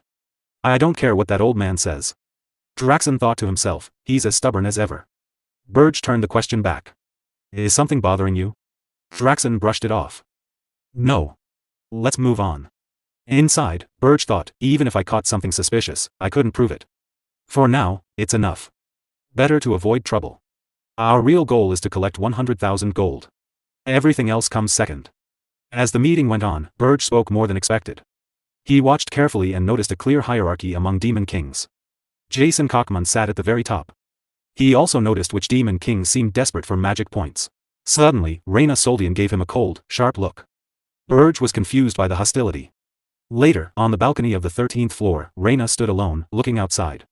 Berge approached. What's wrong? She answered calmly, nothing secret. After hearing the rumors, I wanted to speak with you privately. Berge was surprised. With me? She nodded. I agree with some of your opinions. He was shocked. In his past life, he could not remember her ever saying anything like that. She quickly added, don't misunderstand. I don't hate the standards like you do. I believe in traditional values. But sometimes we need flexibility, especially in Aryan. That's why I wanted to talk. At least I can communicate with you. Unlike the others. Berge shared his honest thoughts. She replied, your view isn't bad. You're better than I expected. She handed him a small item, a personal communication device. If you ever need advice, contact me. As long as you don't insult the Demon King standards in front of me, I'll tolerate you. She finished softly, I hope someone who can communicate properly doesn't disappear too soon. Berge asked, why not talk to the Demon King of Lies instead? She answered, he can't read your mind the way you think. He's better than the other two, but even he has limits. Then she left the balcony. Alone, Berge thought, I still don't fully trust her. But her clear, honest attitude is valuable. This talk alone made the meeting worth it.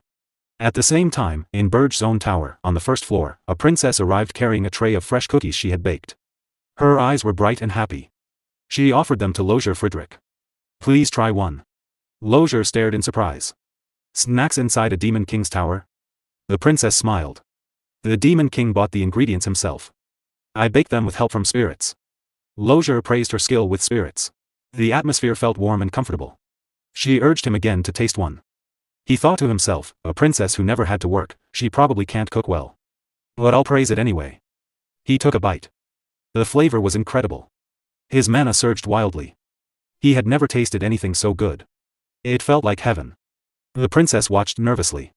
I added spirit blossoms to the dough. How is it?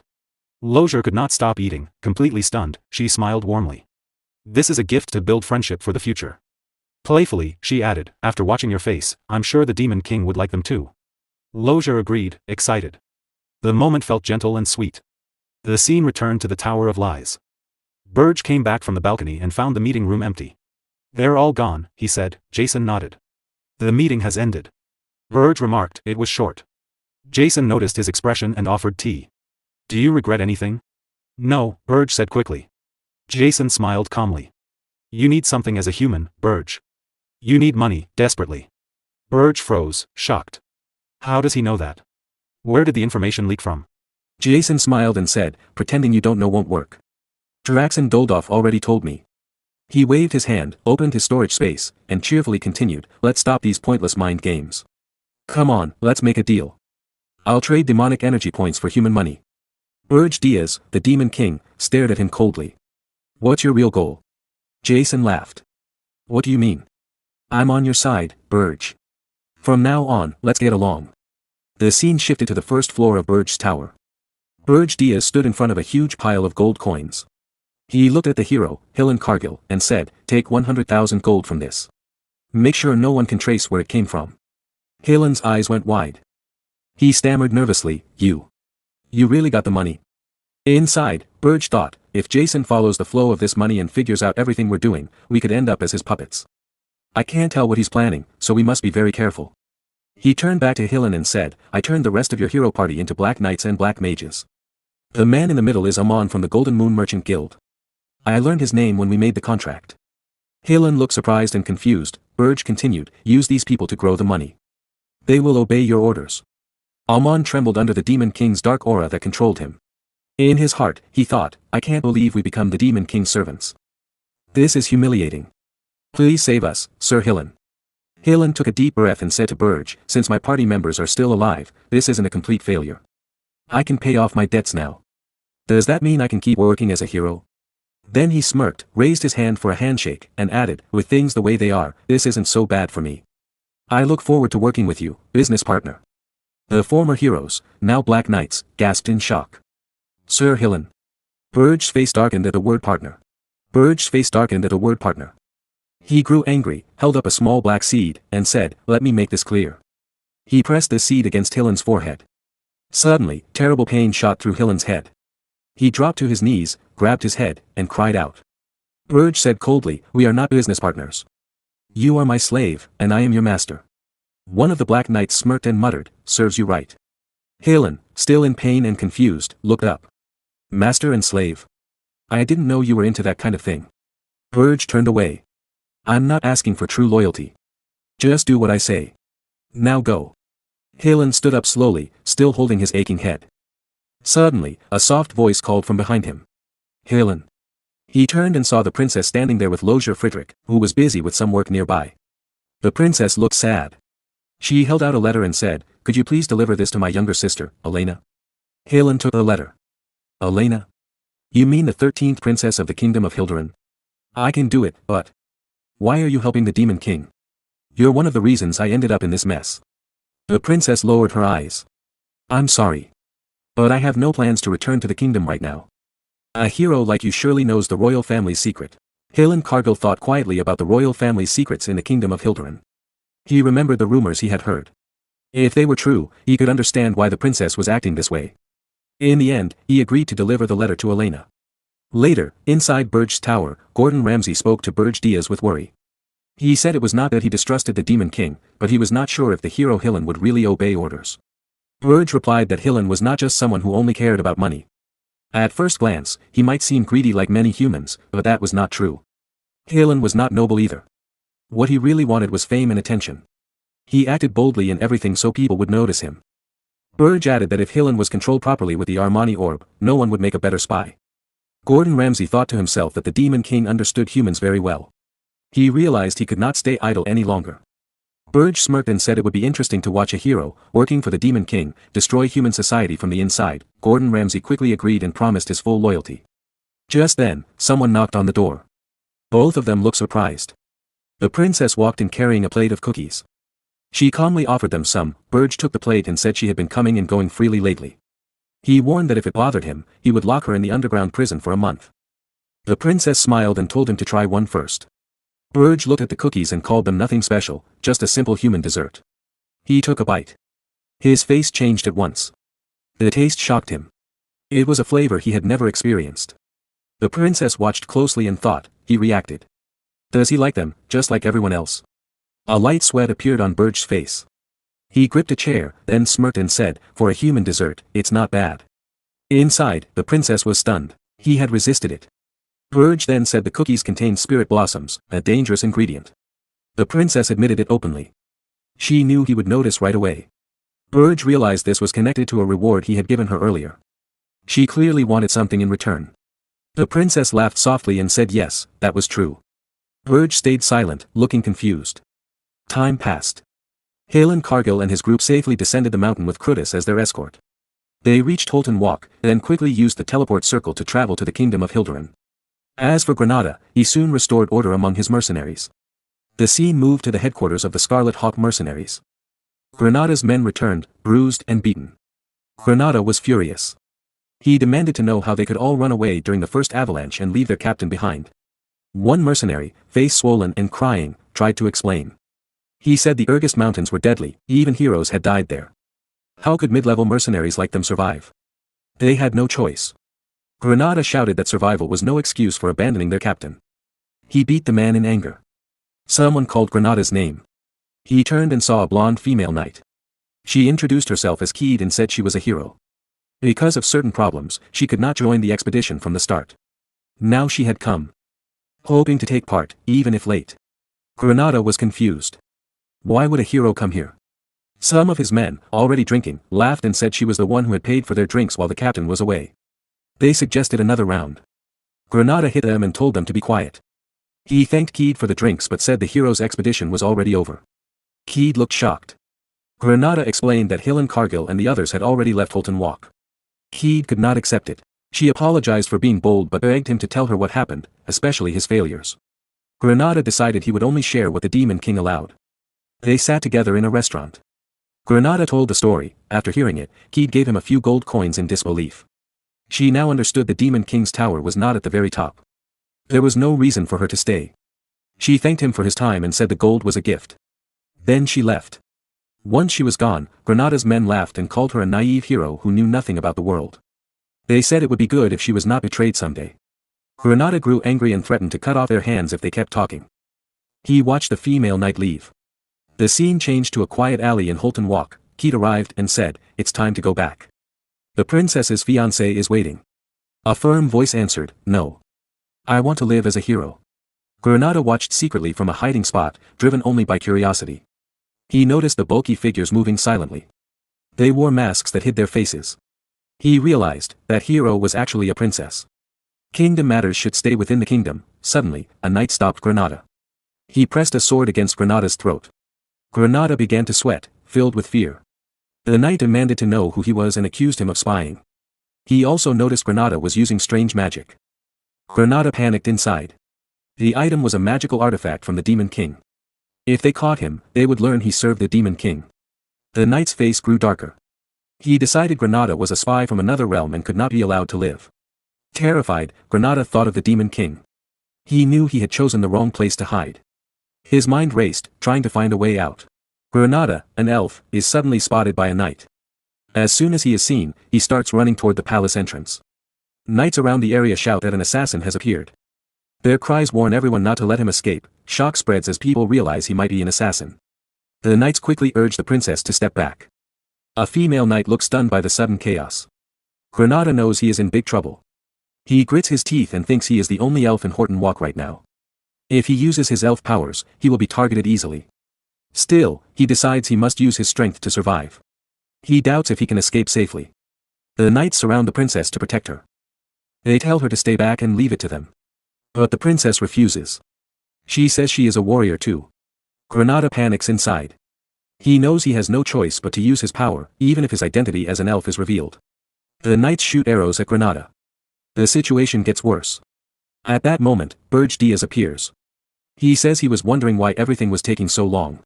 He uses his power to destroy the arrows in midair. Granada is shocked.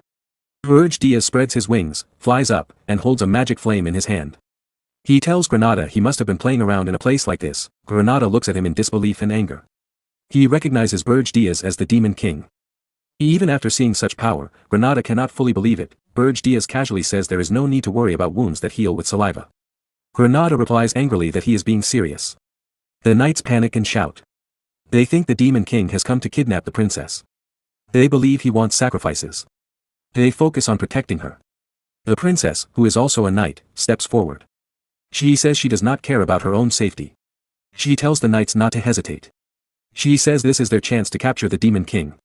She orders them to attack without worrying about her. Berge Diaz looks at the princess with mild surprise. He learns something new about her. The knights do not believe it. They shout and get angry. They question why the Demon King is even there. Granada, annoyed, agrees with the knights. He demands to know why the Demon King is here. Berge Diaz answers calmly. He says it was a coincidence while he was running an errand. The knights get angry. They call him a liar and refuse to believe it was just a coincidence. The scene shifts to an earlier time. Berge Diaz is in a tower. He listens as the princess tells him what she wants. She asks for senile powder. Berge Diaz knows senile powder is used for spirit contracts. The princess smiles and confirms it. She tells him a story from hundreds of years ago. An elf named Senya returned to the human kingdom. The king ordered her to make a supplement so humans could form spirit contracts more easily. This led to the creation of senile powder. Berge Diaz says the princess does not need it because of her talent. She pretends to look sad and says he overestimates her. She explains there is little mana in the tower. Without senile powder, her spirits would not work well. Berge Diaz says he is thinking of contracting a higher level spirit. The princess gets flustered, turns away, and pouts. Her fire and water spirits do the same. She admits it might be true. Berge Diaz confirms it. The princess thinks about a past life with Hernan. He contracted a high-level spirit at age 27, and it caused chaos across the continent. Few humans ever did that. Now, a contract is happening 7 years earlier. She wanted it to be a surprise, but Berge Diaz already knew. She reflects on leaving the palace and living in the tower for months. She wonders if it changed things. In the end, she decides it does not matter if the tower's power grows. Berge Diaz takes a cookie, says he ate well, and says goodbye. The scene returns to the present. Berge Diaz creates a powerful mana flame in his hand. He says he has his own reasons and wants to finish quickly. The princess, now called the warrior princess, is shocked by the flame. Berge Diaz releases it, causing a huge explosion. Everything around is destroyed. But the warrior princess still stands. A strong green aura flows from her body. Berge Diaz is surprised. He comments on whether a warrior is truly a warrior. The knights warn her not to move. They say her life is in danger. Her anger grows. A stronger aura bursts out. She charges at Berge Diaz with her sword. She shouts that a warrior's aura can destroy demons. She says warriors are the natural enemies of the Demon King. She refuses to stay in a suffocating palace. She says her place is on the battlefield. She uses Jesspine's top sword technique crescent slash. The swing causes a massive explosion. She grits her teeth and focuses. Crescent slash is the hardest technique. It releases aura instantly to cut the enemy. Only the best in the imperial family inherit it. She thinks about her honor. She is a lower-ranked princess with little value. She was to be sold to a foreign king. She refuses to accept he is a pervert. She feels deep injustice. She questioned it and trained hard with the imperial sword instructor. She trained day and night to be seen as a warrior, not just a princess. If they capture the Demon King here, she can be recognized as a true warrior. Then, even under command, she can gain freedom. She resolves to save her husband. The tension rises. Berge Diaz gathers power in his hand. He destroys her sword completely. He smirks and says it was a useful sword. The warrior princess stares in shock at the broken pieces. Berge Diaz says his ultimate skill is out. He adds a warrior would not die from this. A dark red negative aura pours from his body. He hovers above her, dominating the space. The princess looks up in terror. Sweat drips. Her body shakes. In a trembling voice, she says this enemy is unbelievable. Berge Diaz grins evilly. He says being both princess and warrior makes her useful in many ways. Her fear deepens. She freezes in panic. She worries the perverted Demon King will take her too. The knights rush to protect her. They stand between her and him, knowing the danger. Berge Diaz unleashes a massive explosion. Powerful aura destroys everything around.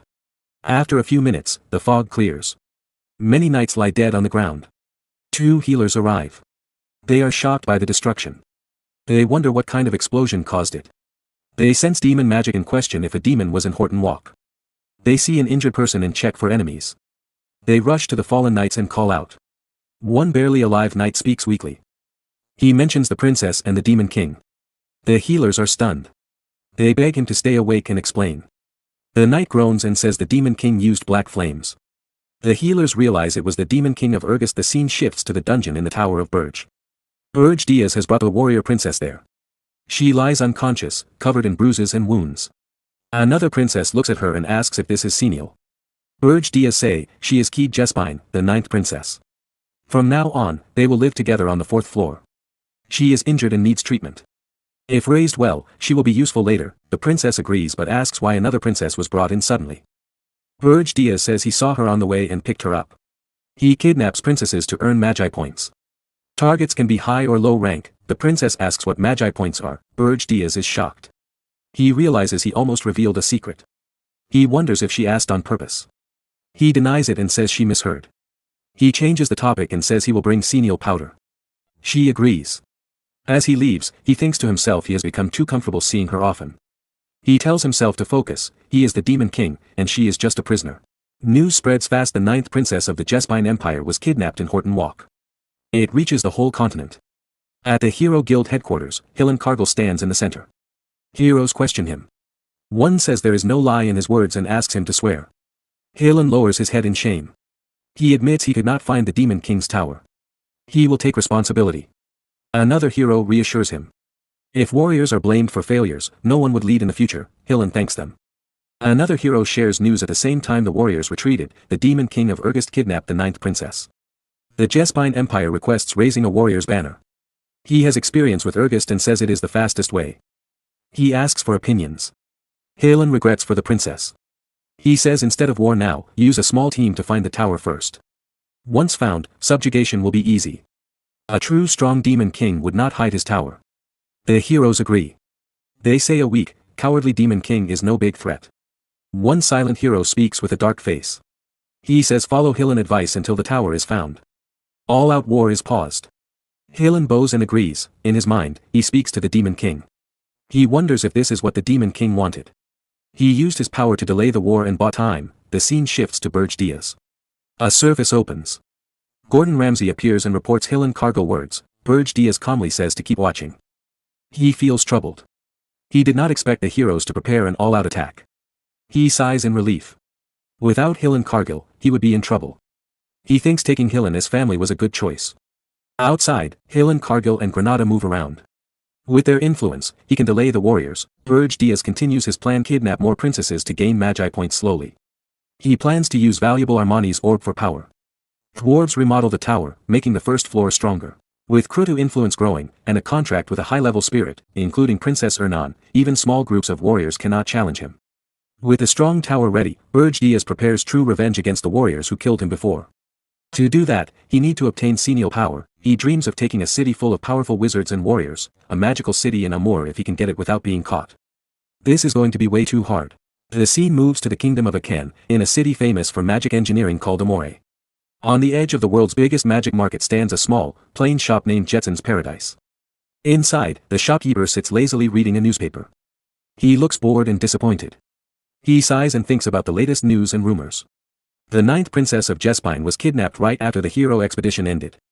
People are angry because the Hero Guild does nothing. The article also says a hero named Roger is now being hunted. The shopkeeper quietly decides that these are truly the end times. Suddenly, the doorbell rings. A customer named Berge Diaz walks in. The shopkeeper quickly hides the newspaper, smiles brightly, and greets him warmly. He asks if Diaz is looking for something special. Diaz looks around with no interest. He says he wants some powder and asks if they have it. In his mind, he thinks, this powder is for the princess.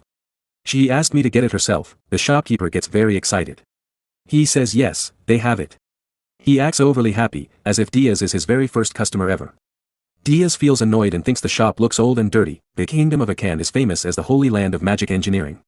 Heroes, mages, and alchemists from everywhere come here.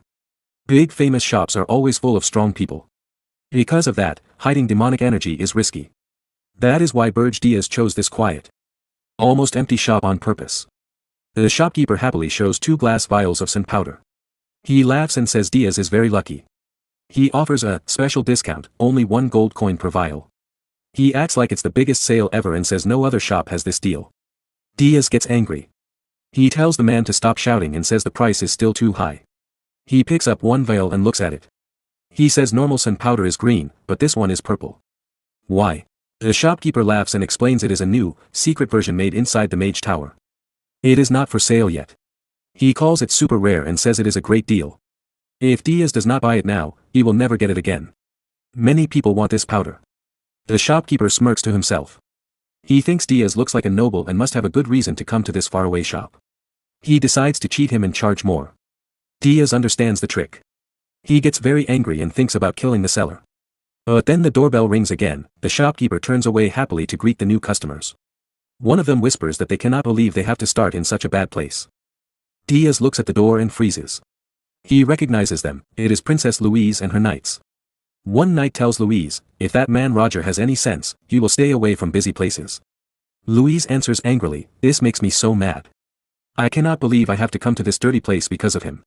Diaz feels nervous. He is the one who kidnapped Roger, so he is worried. The knight walks to the shopkeeper and says they are looking for someone. Diaz watches her carefully.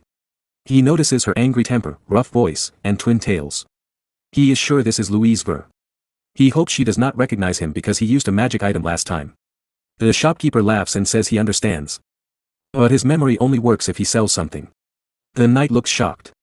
Louise gets furious, insults him, and puts her sword to his neck. She shouts that he dares to try cheating her and does not understand how serious this is.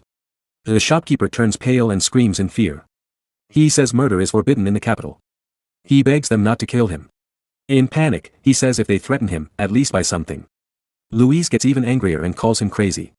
But the shopkeeper, still scared, smiles weakly and makes a bold offer, "Buy something, and I will accept any punishment after." Louise laughs in surprise and says he is interesting.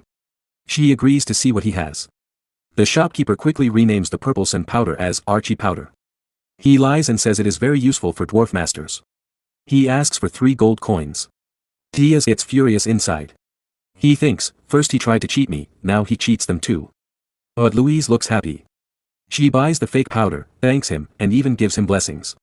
Then she asks if a dwarf named Roger came to the shop. The shopkeeper says no, he never heard of Roger.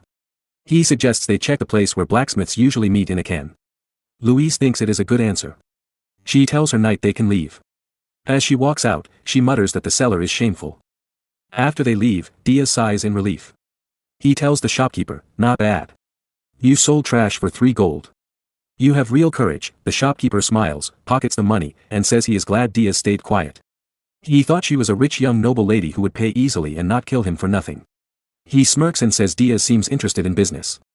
For 10 gold, he can share a secret. Diaz thinks the man is a huge scammer, but he actually respects the skill a little.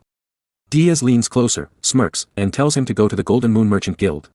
If he says he was sent by the mountain, they will accept him. The shopkeeper looks confused. He says the guild is almost bankrupt. Why would someone smart go there? Diaz smiles and says, "The customer you just cheated was Louise Ver." The shopkeeper's hands shake.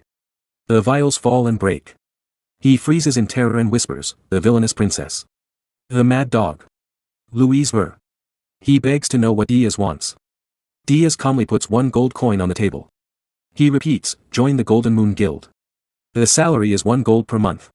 If he refuses, Diaz will bring Louise back. The shopkeeper panics and begs for his life. Then he suddenly changes, he shouts and says he will not beg. He tells Diaz to get out and even dares him to bring her back. Diaz says nothing. He turns and leaves, saying quietly, "As you wish." Outside, Diaz goes straight to Louise's and tells her everything. Louise's gets furious and storms back to the shop. Diaz watches and smirks, the shopkeeper screams in panic. In the end, he breaks completely and gives real sand powder for only 1 gold coin. Later, outside, Diaz looks at the real powder and thinks even slum shops sell normal sand powder. He curses the seller again for being such a cheat. Louise sees Diaz and thanks him. She says she got her money back because of him. Diaz asks what she did to the shopkeeper. Louise grits her teeth and says sadly, because this is a foreign country, she could only give him a small lesson. She adds angrily that she should have ripped his heart out. One knight tries to calm her and says no one expected the little princess to get this angry. Diaz feels uneasy and thinks she is still strange. He quickly changes the topic and asks if Roger is a blacksmith. Louise gets excited and says yes. She asks if Diaz knows him or where he is. Diaz takes out a necklace and shows it. He asks if it is connected to Roger. The knight is shocked and says yes, it is one of Roger's early works. Diaz tells a made-up story. 2 months ago, he met Roger in a forest in Ormoth. Roger was starving, so Diaz shared food. Roger gave him the necklace as thanks. Louise holds the necklace tightly. Her body shakes with anger. She says she owes Diaz again. She wishes she could invite him to the palace for 5 days of drinks, but she cannot right now. Diaz feels nervous and hopes she controls herself. Louise gives him a badge. She says if he shows it in the Dwarven Kingdom, he can get the best equipment. She asks him to keep it for now because they must catch Roger soon. Diaz thanks her and says it looks useful. Louise and her knights start to leave. One knight asks what is next. Louise says she will contact the queen and ask for more soldiers. She smirks and says this time Roger will not escape. She promises he should wait for her. Diaz stands alone. In his mind, one word repeats, heart. Old memories come back. After his regression, rebirth, he forgot something important. Around this time in the past, Draxen found the heart of a mystic beast. He absorbed it and became much stronger. That power changed everything. Diaz realizes that power is what he wants most now. As the new Demon King, he is still weak because of dimensional limits. If he fights Laos one-on-one right now, with Laos having top gear, he might win, but only barely. That is not enough for revenge or survival. He decides, he must get stronger. His plan is clear. He will send Louise to Ormouth, to the Tower of Beasts. There, two monsters will fight, the mad dog Louise Werft and the Demon King of Beasts, Draxen Doldorf. While they destroy each other, Diaz will hide and wait. When the fight ends, he will take the heart for himself. The scene shifted to the tower's new features. After Lozier Friedrich fused with Mana's Phantom, the ghostly machine upgraded the tower. It gained two new functions, remote activation of the top floor and an item transfer system. Without warning, a box wrapped in swirling purple energy appeared in front of the emitter. A calm voice echoed through the chamber, send item. This is a function far above. On the highest balcony of the residence, Demon King Berge Diaz was talking to Gordon on a telephone-like call. He sensed a disturbance and muttered under his breath, Gordon, something has happened. I'll leave the tower to you for now. He opened his status window and gave a command to his subordinate. Gordon replied, yes, Demon King. Leave it to me. Berge said, deliver this senile powder to Princess Ernan. Using the new transfer feature, he sent a top-grade senile powder. It was a fine powder potion full of high spirit energy, a key material for forming a strong spirit contract. This will greatly help the princess, he added with quiet confidence. Princess Ernan's eyes sparkled as she examined the potion. She could barely contain her excitement. Wow, this is top-tier quality. Did you get it from the Kingdom of Aachen? She asked. Gordon nodded firmly. The Demon King himself secured it. Use it carefully, he advised. Meanwhile, Berge reminded Gordon about the fourth-floor prison. There, a blonde-haired girl, Princess Keed, sat calmly on the cold stone floor. She looked strangely peaceful despite being locked up. Teach her swordsmanship so she can fight at full strength, Berge ordered. I'll test her when I return. In another place, during a fierce training match, Keed faced Gordon. Their swords clashed with great force. Energies exploded as they met. Gordon blocked her strike and glared at her coldly. At least land one hit, he said. Then you can speak to me. Berge also told Gordon about the first floor of the tower, where the new item had appeared. Set up the Hell Force on the first floor. Tell Lozier to reinforce it even more. The dwarves were filled with excitement. One rushed to the massive blast furnace, his eyes shining like a child who found treasure. What is this? I've never seen a furnace like this before. How does it even work? He shouted, inspecting every detail. Behind him, Gordon watched silently. The dwarf ran his hand along the glowing surface in awe. That color, it almost feels alive. This is all thanks to the Demon King's grace. His mouth hung open in disbelief. This is incredible. I'll forge equipment worthy of the Demon King himself. Elsewhere, Berge asked Gordon, how are the Pearl Orcs doing? Gordon replied. We've unified 3 tribes so far, and our numbers have doubled. They've grown strong enough to hunt most monsters in the Ergest Mountains. At that moment, a screen flickered on as Gordon gave his report. The Demon King nodded. Good. Guard the tower until I return. Yes, my lord, Gordon said solemnly. I will not disappoint you. The call ended. In one swift motion, the Demon King jumped and landed smoothly on top of a tall building. He thought to himself, so I can manage the tower directly without even going back, a very convenient function. Suddenly, another call came through, from Hillen Cargill. Berge's eyes widened slightly. Can I contact you now? Hillen asked cautiously. Berge's expression hardened.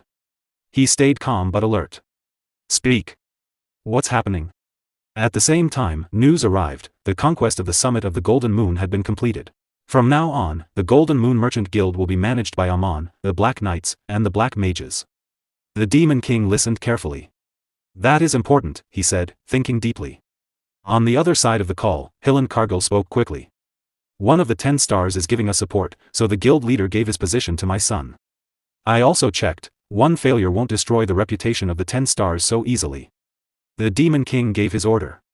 Good work. Report everything to Granada. Tell her we will send money through the Golden Moon Merchant Guild. She must buy every elf slave on the continent. Hilan Cargill's eyes opened wide in shock. Buy elf slaves? He whispered. Full of disbelief, the Demon King's face darkened. A low laugh came from him. There is a con man named Jettison. He will be useful. Let him do what he wants. Hilan Cargill blinked in surprise. So it really was a scam, he said quietly. Berge Diaz smirked as he remembered the man clearly. Meanwhile, the shopkeeper Jason put his hands over his mouth. He hid under the table, tears falling from his eyes. Berge Diaz continued talking to Hilan Cargill. He's a pathetic fool who once tried to trick Louise Worft. Then Berge smirked, looked straight at Jatoso and said, I already know all his personal information. If he doesn't show up in 1 month, I will send an assassin to erase him.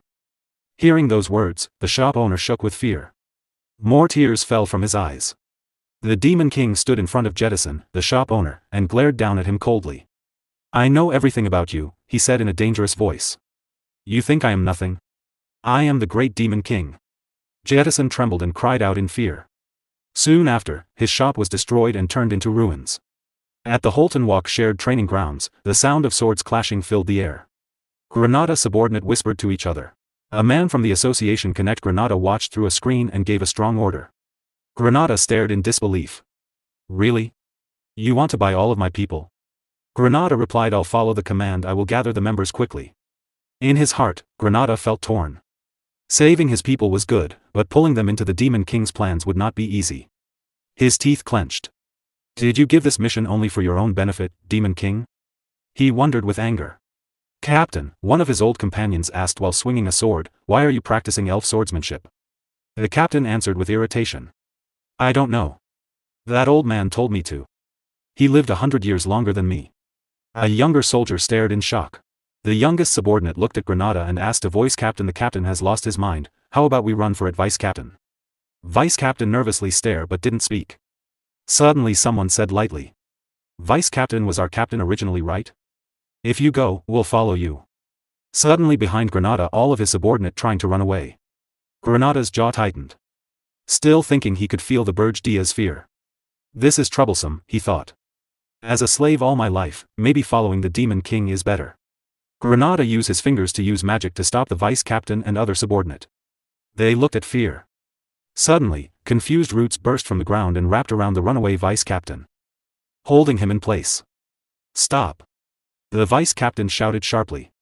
You are embarrassing me in front of my men. Pain and anger filled his voice. Others shouted too, but Granada ignored them. He focused only on the screen. Hilan Cargill looked up with worry. What's happening? It's nothing, Granada replied calmly. Then what he going to do, no? He asked. Hilan Cargill replied, who knows? What did he say again? I think he said he was going to look for treasure, Granada asked with confusion. Treasure? Deep in the Ormouth Rainforest Kingdom, the scene changed again. The dwarf princess Louise Worft pushed through thick jungle. Her armor brushed against vines as her companions followed. A dwarf ran up to her in a hurry. Ormouth officers sent an ultimatum. An anonymous source demands we leave immediately. She did not slow down. Her eyes burned with determination. I still haven't found him, she said firmly and kept walking into the dark forest. Cold sweat ran down her face. Her subordinate urged her again. Your Highness, we can only check areas allowed by the anonymous order. She clenched her teeth in anger. No. There are still places I haven't searched. Then her eyes locked onto Beast Mountain in the distance. She froze. No way. Even the Beast King's land was forbidden and very dangerous, princess. A dwarf shouted desperately, but she stepped forward without stopping. It's fine. They can't touch me. Sweat soaked her armor, but excitement shone in her eyes. She laughed sharply. Dare to challenge me? We are the royal family. Our whole nation uses dwarven weapons. If they want war, we will give them war. Under her breath, she added, and I haven't forgotten the fallen princesses from 200 years ago. Her eyes became hard with resolve. The Demon King, once defeated in one battle, was rising again. I cannot rush blindly, she told herself. Beside her, the companion whispered nervously. But what if there were never any Lozier here? What if that man lied to us? Her glare became sharp. That's possible, she said coldly. But stay quiet, or I'll knock your head off first. She marched forward and looked toward the distant tower. Demon King, this is serious. Inside the tower, the wolf Demon King slowly lifted his head, a demon girl appeared and bowed. The dwarf princess is approaching Beast Mountain. His eyes widened. What? The wolf Demon King growled. Rage twisted his face. Why is that crazy princess here? Has she found out about the heart of the summoning beast and come to take it? No. Security should have been perfect. He clenched his fists. Pure mana energy sleeps beneath the magma in the volcano, a mysterious power I wouldn't trade for even 10,000 spirit blossoms. If I absorb that power, I'll hold the strongest force in my hands. The excavation is almost finished. Why now, of all times? Realization hit him like lightning. Stop her, he roared. Do not let that princess get close. Then he added sharply, but you must not kill her. Do not seriously injure anyone. The demon servant hesitated. That will be difficult, my lord. What do you mean? The wolf Demon King demanded. Back in the forest, the princess stopped suddenly. A tall, muscular figure blocked her path. His presence was heavy and threatening, his voice was calm but deadly. Are you insane? Do you want to die here? Why have you come?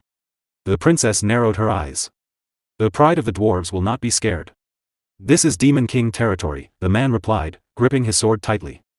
Entry is forbidden. Did no one tell you? A dark chuckle came from him.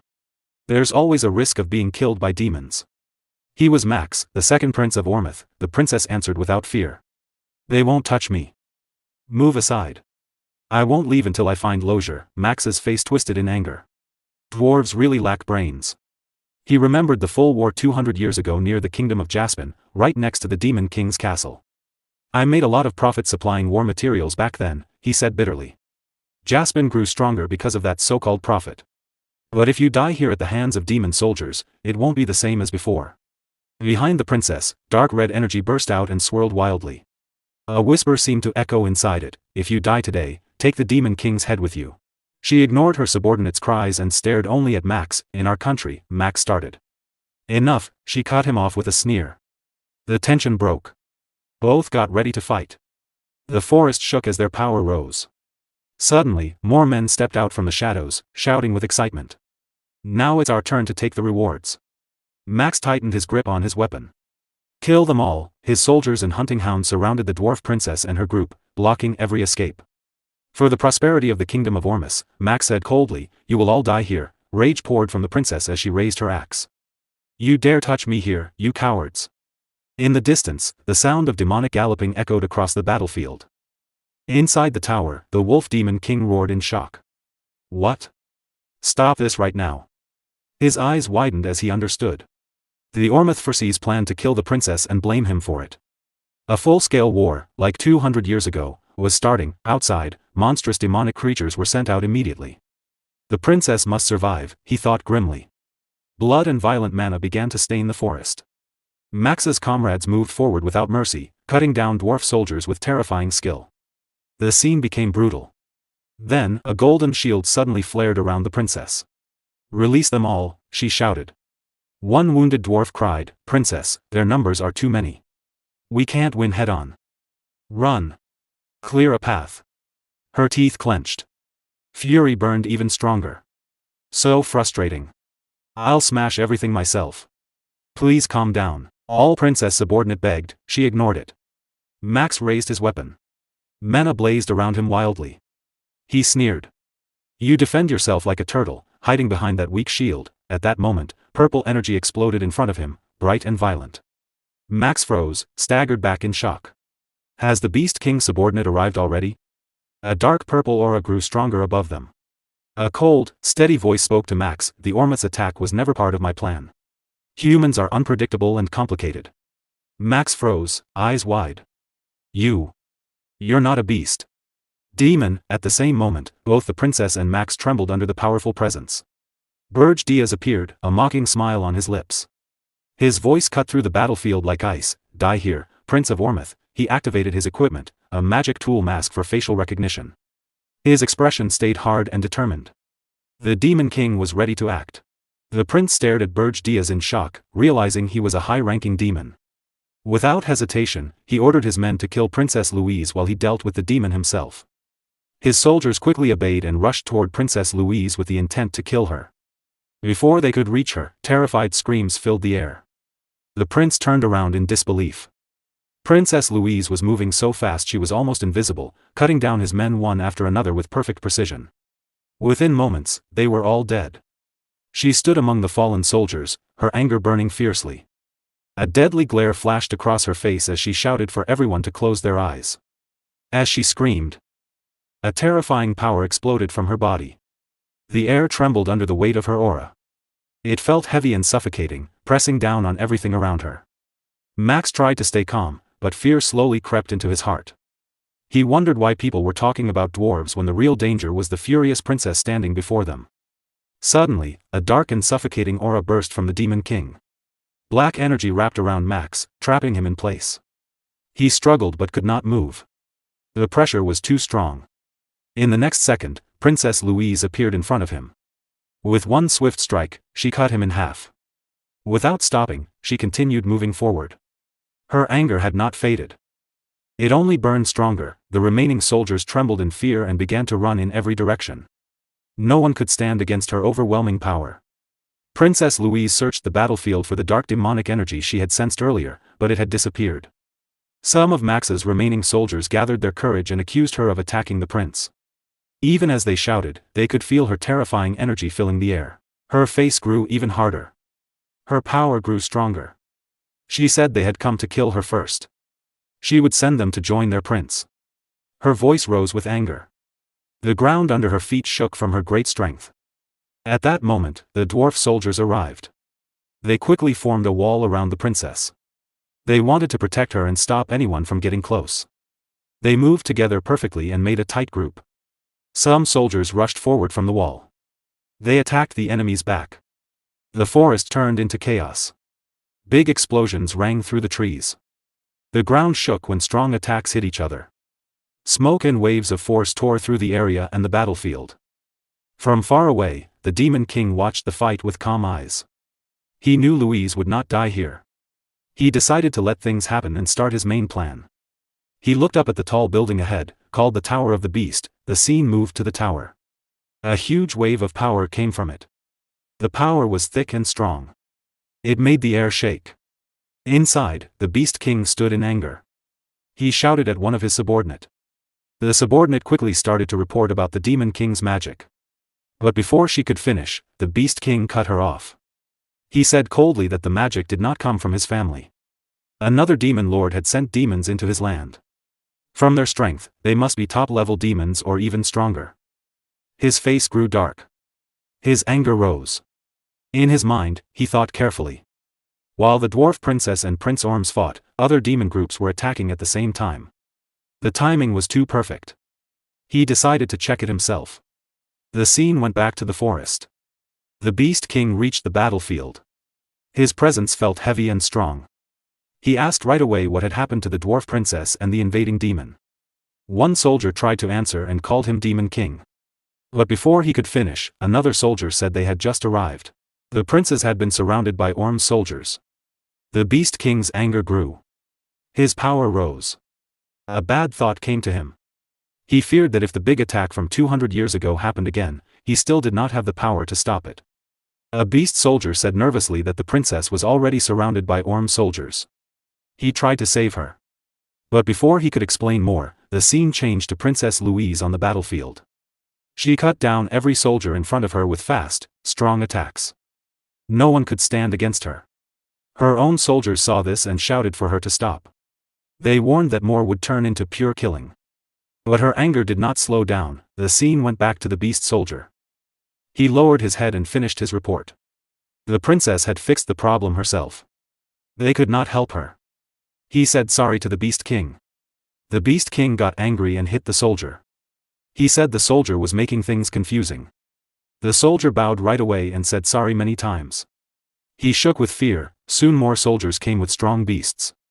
One said slowly that Prince Orms too had been killed by the dwarf princess. Another soldier asked what to do with the rest of the Orms warriors. He wanted the Beast King's order first. The Beast King stayed quiet. His face was dark as he thought. Killing the men would make it easy for others to blame him for the prince's death. It might give quick magic points, but taking and killing people had big risks. Even though Orms was a small country, a sad king made crazy by his son's death could cause big problems. After thinking about the risks, the Beast King gave a clear order.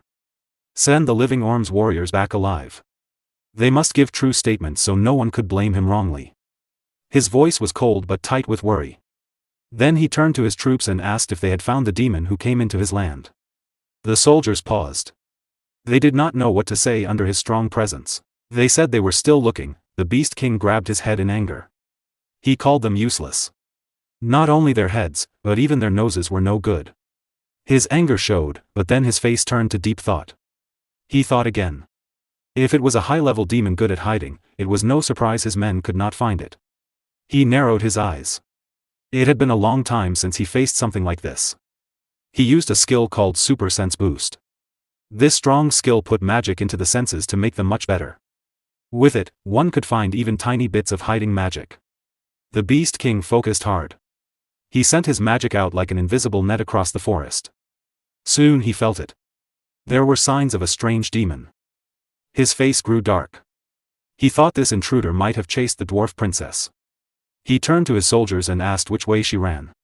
One soldier pointed fast and said she went that way. The Beast King disappeared in a flash. He ran forward at high speed. His angry voice roared through the forest as he cursed the Demon King. Everything became clear in his mind. His eyes grew wide. He understood the truth. The fight between the dwarf princess and Prince Orms, even the magic shown, was all a plan to pull him away from the volcano. Anger burned through him like fire. His power flared as he ran fast toward the mountain. The ground cracked under his feet. The wind howled around him. The sea moved deep into the Beast King's land. Inside a big cave near the volcano, many beast warriors stood guard. Bear demons carried things in and out quickly and carefully. It felt like a secret plan in action. The view went deeper into the cave, to the heart of it. The Demon King had already reached the hidden spot. He stood in front of a huge pool of strange lava and looked at it closely. The hot flow glowed in an odd way. It sent out strong power. He thought to himself that this was no normal lava. The energy of return was moving through it. No matter how strong Draxen was, he could not have jumped in. He wondered if the lava was being taken out through building work, but he did not care. As he spoke, dark power rose around his body. Strange skills showed as his power grew.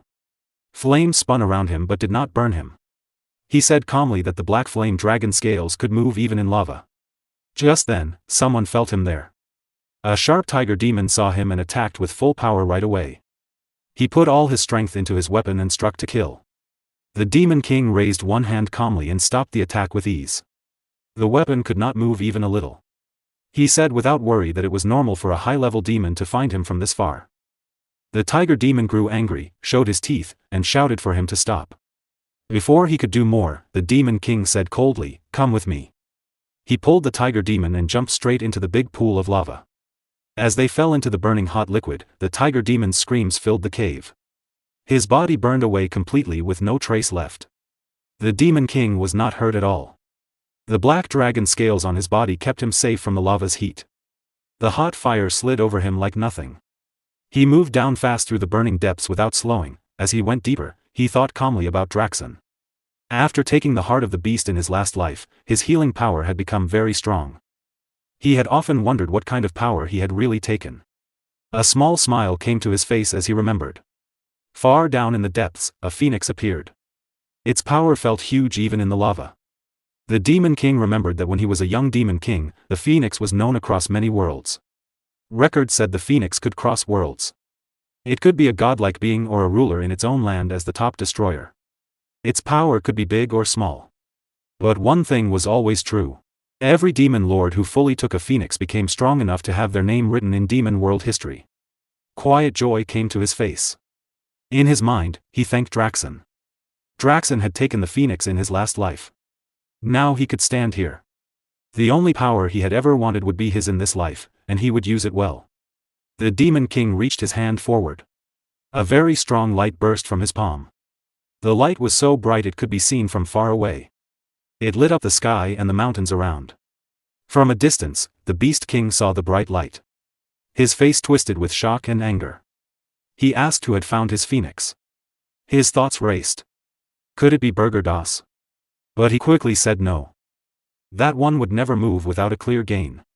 He kept running at high speed and thought more. No high-level demons were here except the ones above. No new demon lord should have found this secret. The guards had been careful. In one moment, he reached the cave entrance. The guard said something about a demon, but he pushed past them. He told everyone to stay back as he went inside. He quickly ruled out Yugur, who was not smart enough for such a plan. He also ruled out Rina of the Snow Demon tribe, because the phoenix had fire power that would poison her. That left only one person. He turned sharply to his soldiers and asked if they were safe. One said quickly that earlier the tiger had jumped into the lava. The Beast King said in shock that it was impossible. The shaking soldier said the tiger claimed he was going to steal it. Another voice shouted that it was dangerous. From deep in the cave, strong light kept pouring out. It grew brighter and stronger. The glow spread far past the cave and could be seen from a long way off. From far away, several people saw the amazing sight. Princess Louise Vert, Merchant Granada Hill, Cargill, and Princess Alina stood with their soldiers. They all watched the bright light in silence. Meanwhile, the Beast King's anger reached its top. He made a fist. His power exploded around him. He roared with killing intent. Deep in the burning lava, the phoenix showed itself. Deep in the forest, a strange sound echoed through the trees. Berge Diaz lay on the ground, unconscious. After a while, he slowly opened his eyes and muttered, "Where am I?" Animals gathered around him, watching quietly. He slowly raised his hand and thought about the phoenix. I was going to put the phoenix's corpse into my subspace and take it to the tower. But then he remembered. The phoenix's mana was absorbed into my body before I could react. Then the volcano erupted. I was blown far away, he frowned. A demon king like me. Why? He looked around and saw the wild animals staring at him. Am I surrounded by wild animals? Get away from me. A strange feeling spread through his body. This doesn't feel like me. He walked to a nearby stream and looked at his reflection in the water. His eyes widened in shock. Who is this? The scene changed to the kingdom of Ormus, hidden deep within the forest. Inside the royal hall, dwarf Princess Louise and her subordinates knelt before the throne, Prince Jetson. The brave warriors of Ormus saved us from the subordinate of the Demon King of Beasts. But then, enough. Prince Jetson sat on his throne, his face dark and heavy. I raised my son to be a brave warrior. Princess Louise lowered her head and said softly, to fall on the battlefield while protecting the weak is the highest honor. Suddenly, Prince Jetson slammed his fist against the throne. That's all nonsense.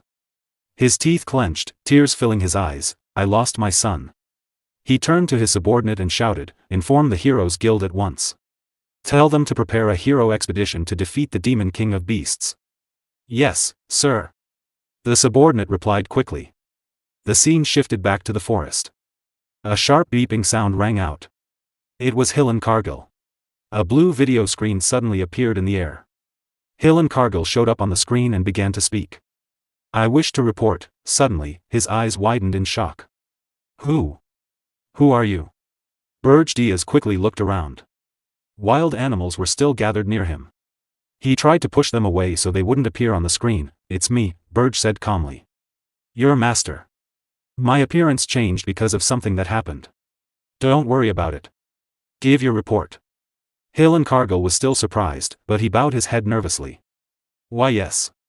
Currently, a hero expedition is being organized at the request of the King of Ormus. Berge thought, as I expected. Hillen continued. The commander of this expedition is Rosal Charnt.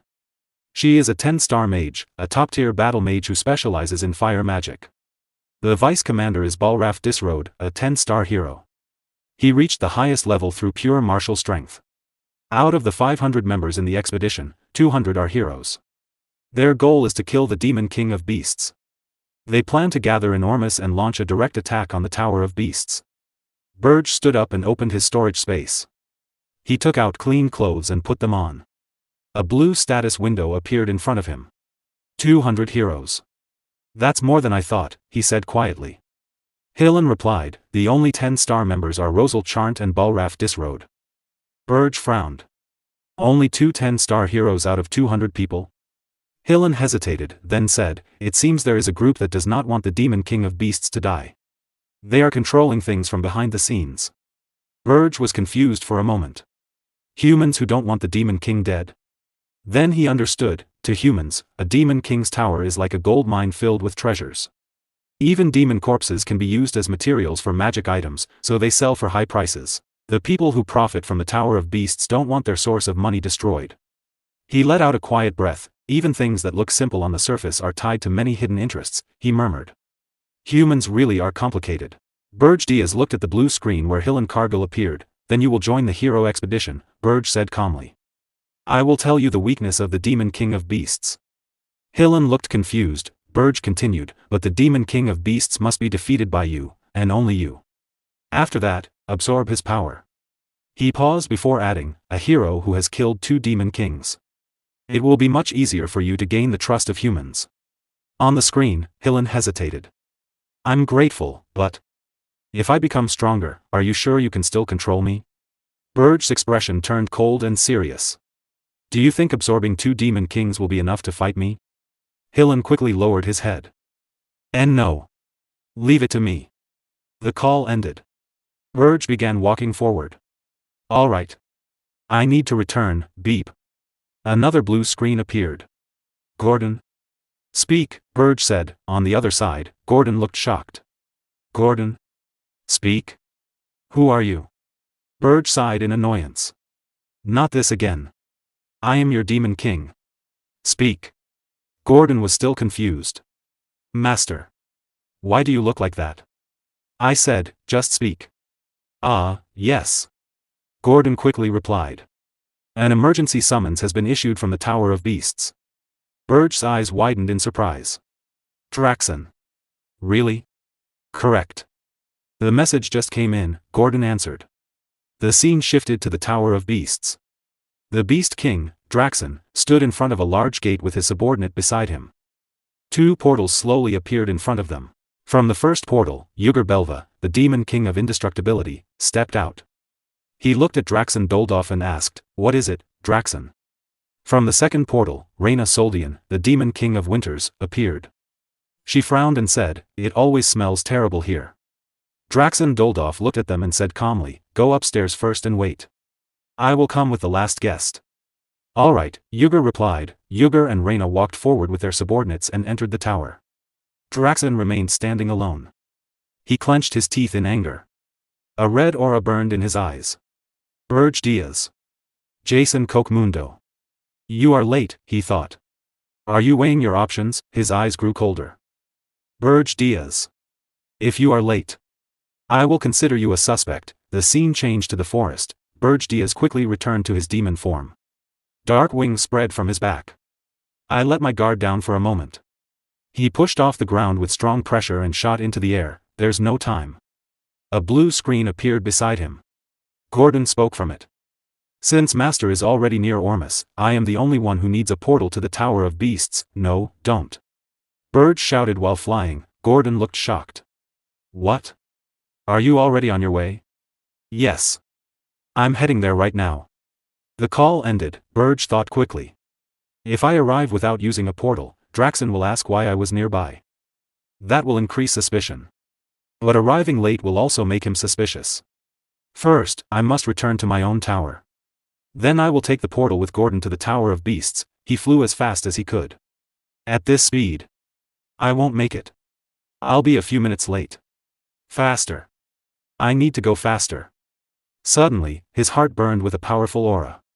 Flames wrapped around it. His wings changed shape, turning into large wings made of fire. He stared at them in shock.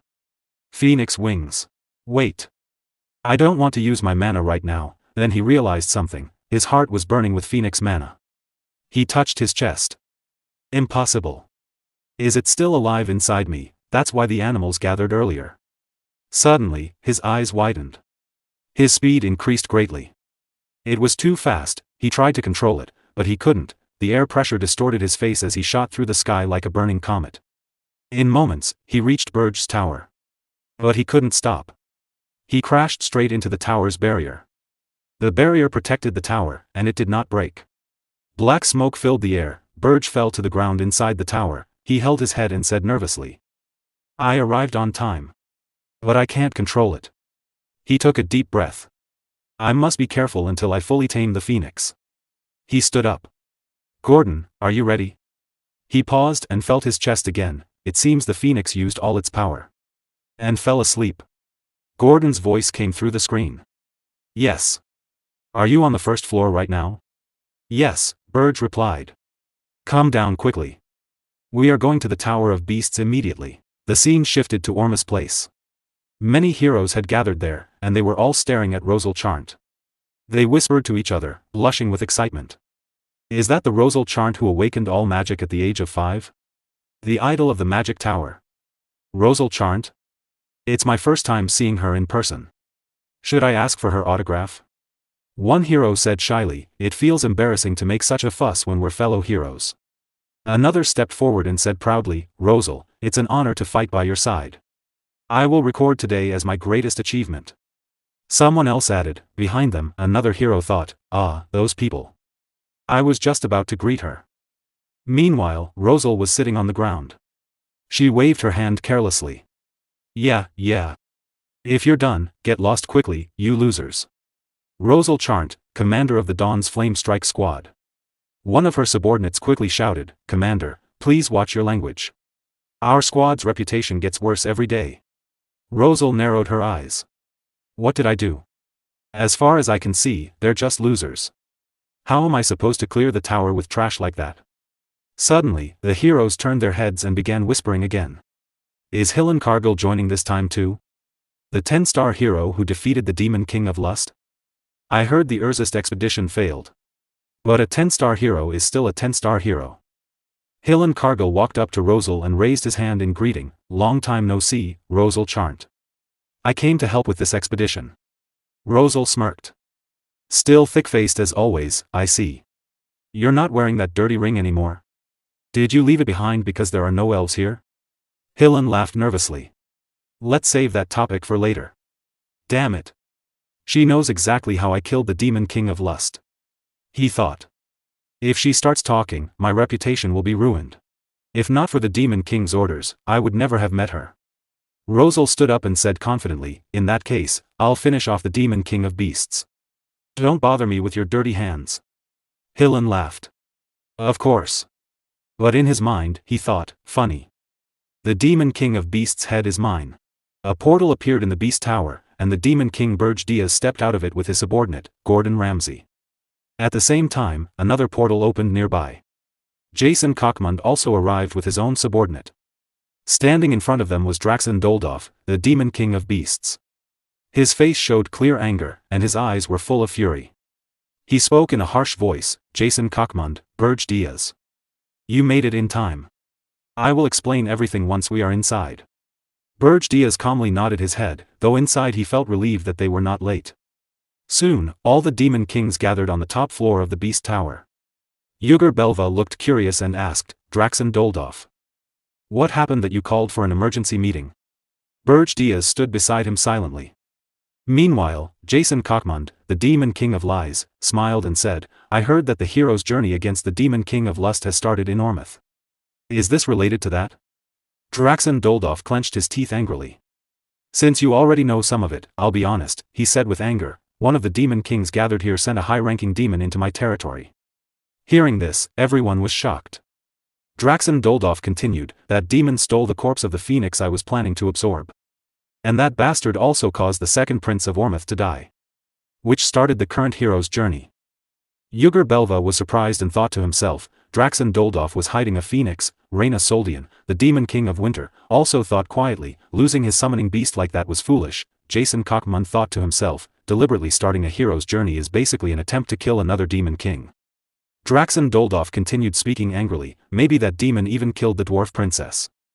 He might have been trying to start a full-scale war across the continent. His anger grew stronger as he clenched his teeth. Someone is trying to kill me. But I'm not going to die alone. Then he shouted loudly, to kill that traitor. I will purchase the key of the black box. Inside every tower, there is a black box. This box records all the actions of a Demon King. Originally, it was created to analyze past problems and improve future invasions. However, Demon Kings who follow the pride and standards of Demon Kings think such tools are unnecessary. Using the black box also consumes a huge amount of demonic energy points. If the tower is destroyed, the black box disappears with it as well. Because of this, most demon kings no longer pay attention to it.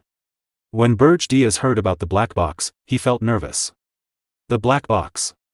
I never expected this, he thought. If Draxen Doldov opens the black box in my tower, there will be no way for me to escape suspicion. At that moment, Draxen Doldov spoke. To open a black box, I need permission from the Demon King who owns that tower, he said. Everyone here will grant permission gladly, right? His eyes were filled with anger as he continued, well. Unless one of you is the culprit. In that case, you might hesitate.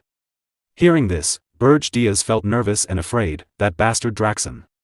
He thought, suddenly, Reyna Soldian, the Demon King of Winter, calmly raised her hand, Reyna Soldian, grant permission. Behind her, Jason Cockmund raised his hand with a big smile.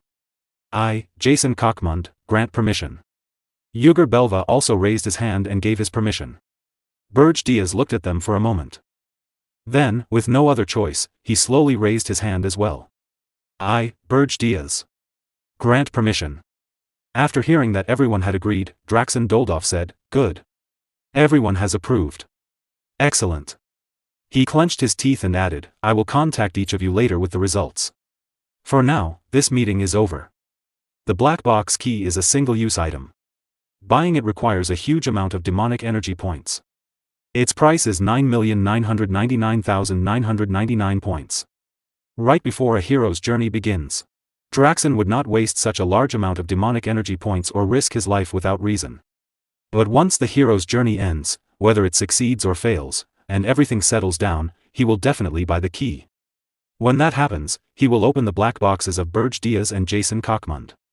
After returning to Berge Tower with his subordinate, Berge Diaz thought quietly, before that happens, I must deal with Draxen Doldov. Berge Diaz quickly said, I'll check the situation in the tower first, and then I'll head out. Behind him, Gordon Ramsay replied calmly, everything is prepared. Good. Then I'll start checking from the first floor, Berge Diaz said. Yes, Demon King, Gordon answered. First floor of Berge Tower. On the first floor, Lozier Friedrich was standing on top of a huge magic cannon. When he saw Berge Diaz, he shouted excitedly, how is it, Demon King? A magic cannon born from the Forge of Hell. This is the Inferno Catapult Mark I. Lozier Friedrich laughed loudly. He was the boss of the first floor. His eyes were shining with excitement as he proudly shouted, behold this majestic and beautiful creation. I have never made such a masterpiece in my life. Thanks to the Forge of Hell, it can unleash 3 or more elemental attacks of hell. It's a mobile catapult tank that can freely move across the terrain, something that has never existed before. He continued explaining proudly, it fires condensed shells made of mana, each one with different attributes. It can even draw mana from the atmosphere when it runs low. It can perform focused fire, multi-target attacks, tracking, area defense, evasion, rapid fire, and even arcing shots. This is a one-of-a-kind, latest model decisive weapon unlike anything ever made. Berge Diaz watched him nervously and said quietly, I told him to build whatever he wanted. But is that guy really okay? Gordon Ramsay replied calmly. He's gone a little crazy, but the weapon's performance is reliable. If you are worried, you could take back the Forge of Hell. Berge Diaz shook his head.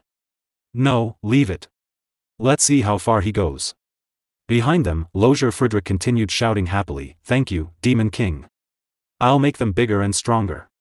I'll build tons of them. Second floor of Berge Tower, on the second floor. Princess Keed Jaspin, the boss of that floor, shouted angrily, I told you. I would make you regret training me. She released a huge wave of light from her sword. But Berge Diaz calmly stood still. He raised one hand, caught the laser-like wave, and easily shattered it into pieces. You haven't changed, he said calmly. Princess Keed did not stop. She gathered aura around her sword and shouted, now the real fight begins.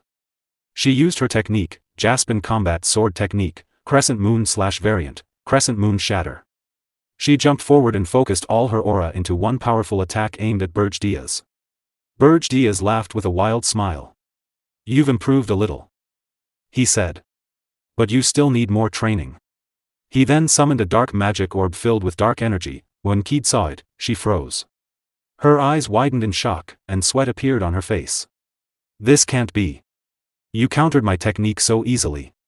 A huge explosion echoed through Berge Tower, shaking the entire building. When the noise faded, Princess Keed was lying on the floor, completely defeated. Berge Diaz looked at her and calmly asked, "Why is Princess Keed on the second floor?" Gordon Ramsay replied, "On the fourth floor, Princess Ernan is preparing a summoning.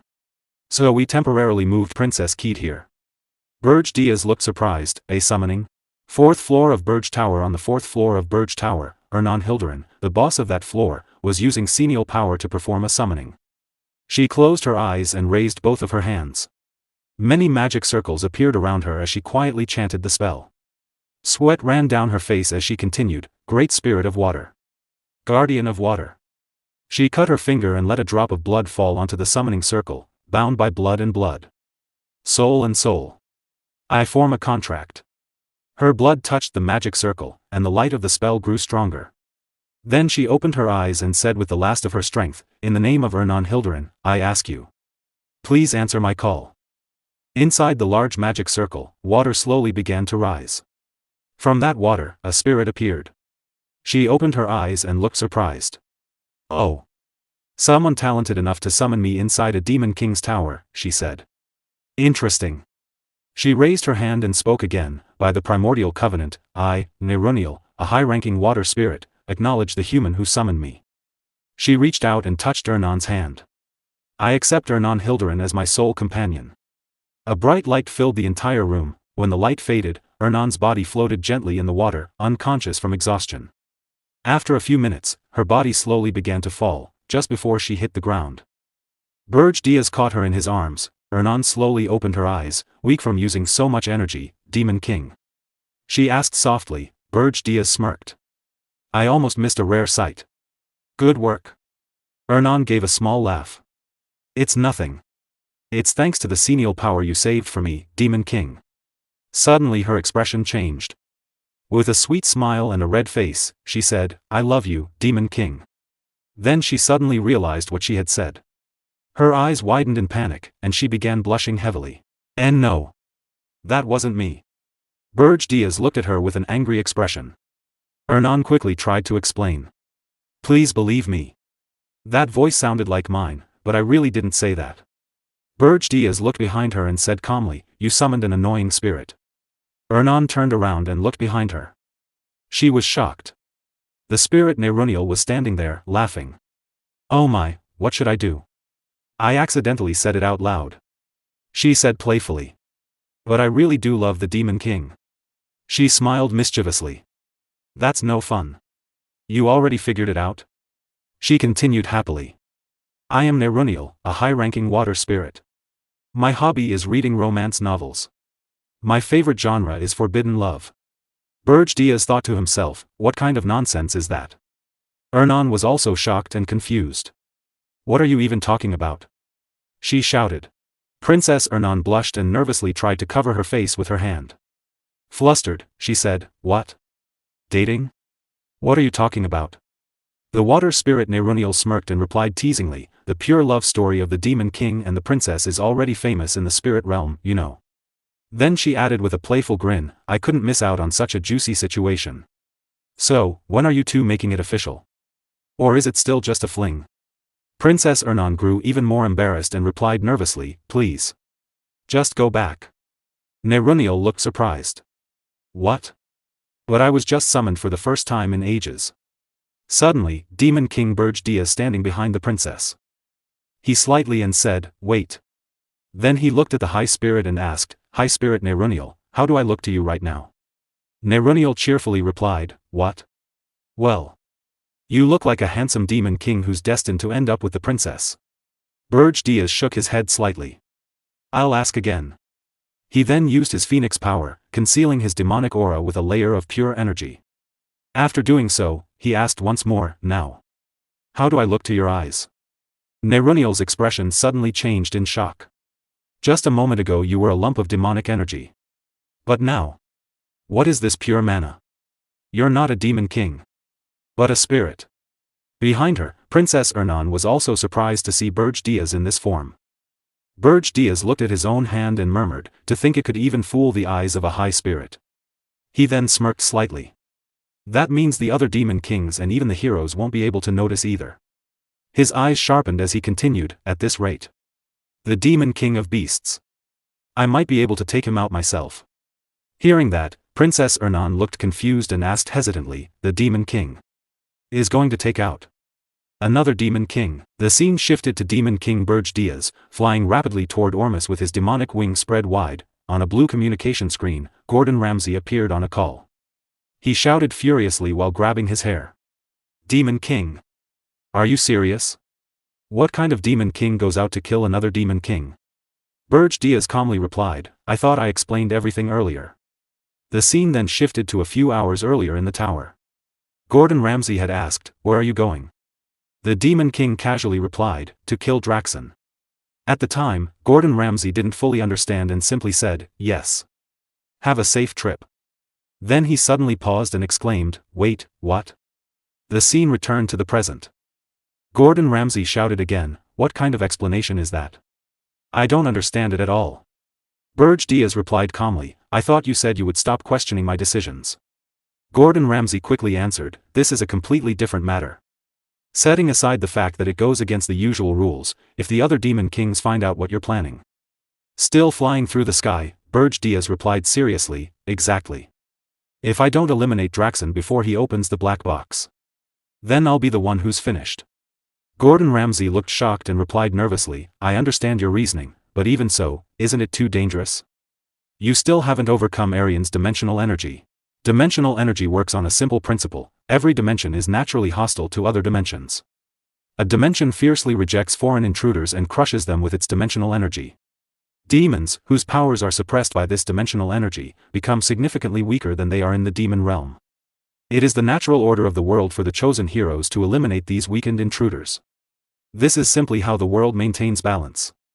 To overcome this dimensional resistance and launch an invasion, the Demon King's Tower was created. The tower serves as a medium that connects the demon realm, the Demon King, and the demons through demonic energy. By strengthening the tower with demonic energy points, one can draw more demonic energy from the demon realm. In this way, a Demon King slowly regains their original power. In other words, the height of the tower is synonymous with the Demon King's strength. Gordon Ramsay continued explaining, the farther you are from the tower, the less demonic energy you receive. Naturally, you will also become weaker. Furthermore, the Tower of Beasts has a massive 13 floors, while your tower only has 5. He then spoke nervously, I don't want to say this, but no matter how strong you are, inside the Tower of Beasts, victory cannot be guaranteed. Demon King Berge Diaz calmly replied, I know that too. I absorbed the Phoenix's heart, but I haven't fully adapted to it yet. Right now, fighting any Demon King would still be a difficult battle. Then he smirked slightly and added, that is, if I were to fight alone. Gordon Ramsay paused for a moment before speaking in shock.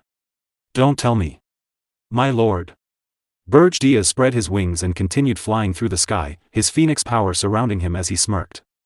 That's right. Under the name of Pale, I will personally participate in this hero expedition. After hearing that, Gordon Ramsay fell completely silent. Soon after, Demon King Berge Diaz arrived at his destination, the land of Ormus. In the land of Ormus, blades sliced through demons as the battlefield raged on. Heroes and demon beasts stood facing each other amid the chaos. One of the heroes shouted in panic, to think they chased us all the way here. Still, only the weaker demons are left. Another hero, holding a blade covered in blood, shouted, everyone, provide cover while we retreat. The demons are falling back. Help the wounded. The scene then shifted to a nearby area where many injured heroes were lying on the ground. Helen Cargill was giving a severely wounded hero a potion while the man screamed in pain. Suddenly, Berge Diaz appeared behind him and calmly asked, what happened here? Why is everyone so exhausted? Helen Cargill turned around in shock when he saw him. You. Berge Diaz immediately said, stand back. Helen Cargill stepped aside and replied nervously, Lord Pale. Well. After enough heroes had gathered, we immediately launched an assault on the Tower of Beasts. Just as you advised, we targeted the Beast Demon King's weakness. His tail. Thanks to that, we managed to weaken him, but Helen Cargill suddenly remembered the moment and shouted, Lady Rosal. Now. The memory continued. During the battle against the demon beasts, Rosal Charnt had just finished killing many of them and dropped to one knee from exhaustion. However, her eyes had been severely injured, blood flowing down her face. She gritted her teeth, barely holding herself together. Hillen Cargill watched in shock, his eyes wide. At that moment, the king of demon beasts, Draxen Doldov, released his full power and roared, unleashing a terrifying aura. As a result, Hillen Cargill continued sadly, Lady Rosal suffered severe injuries. So we had no choice but to retreat. He himself had carried Rosal away from the battlefield while the demon beasts continued chasing them. In the end, the hero expedition was a failure. After hearing that, Berge Diaz remained silent for a moment. Then he gave a faint smile and thought to himself, I see. Now I completely understand, in other words. I'm completely screwed. Sweat covered his face as his expression turned pale.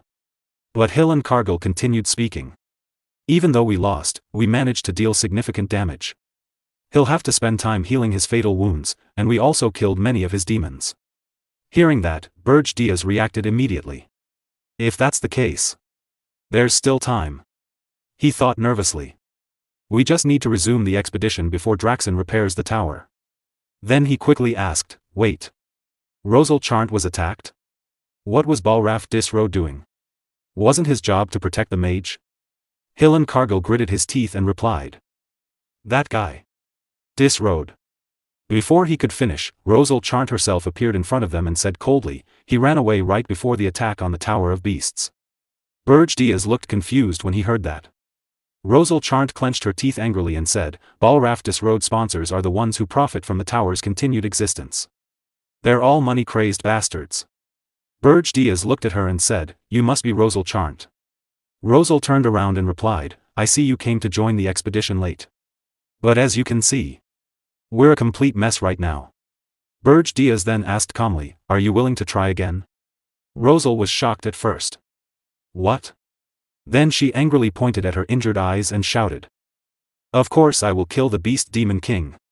After he did this to my eyes. There's no way I can back down now. Hillen Cargill looked at her nervously and said, but we have too many wounded.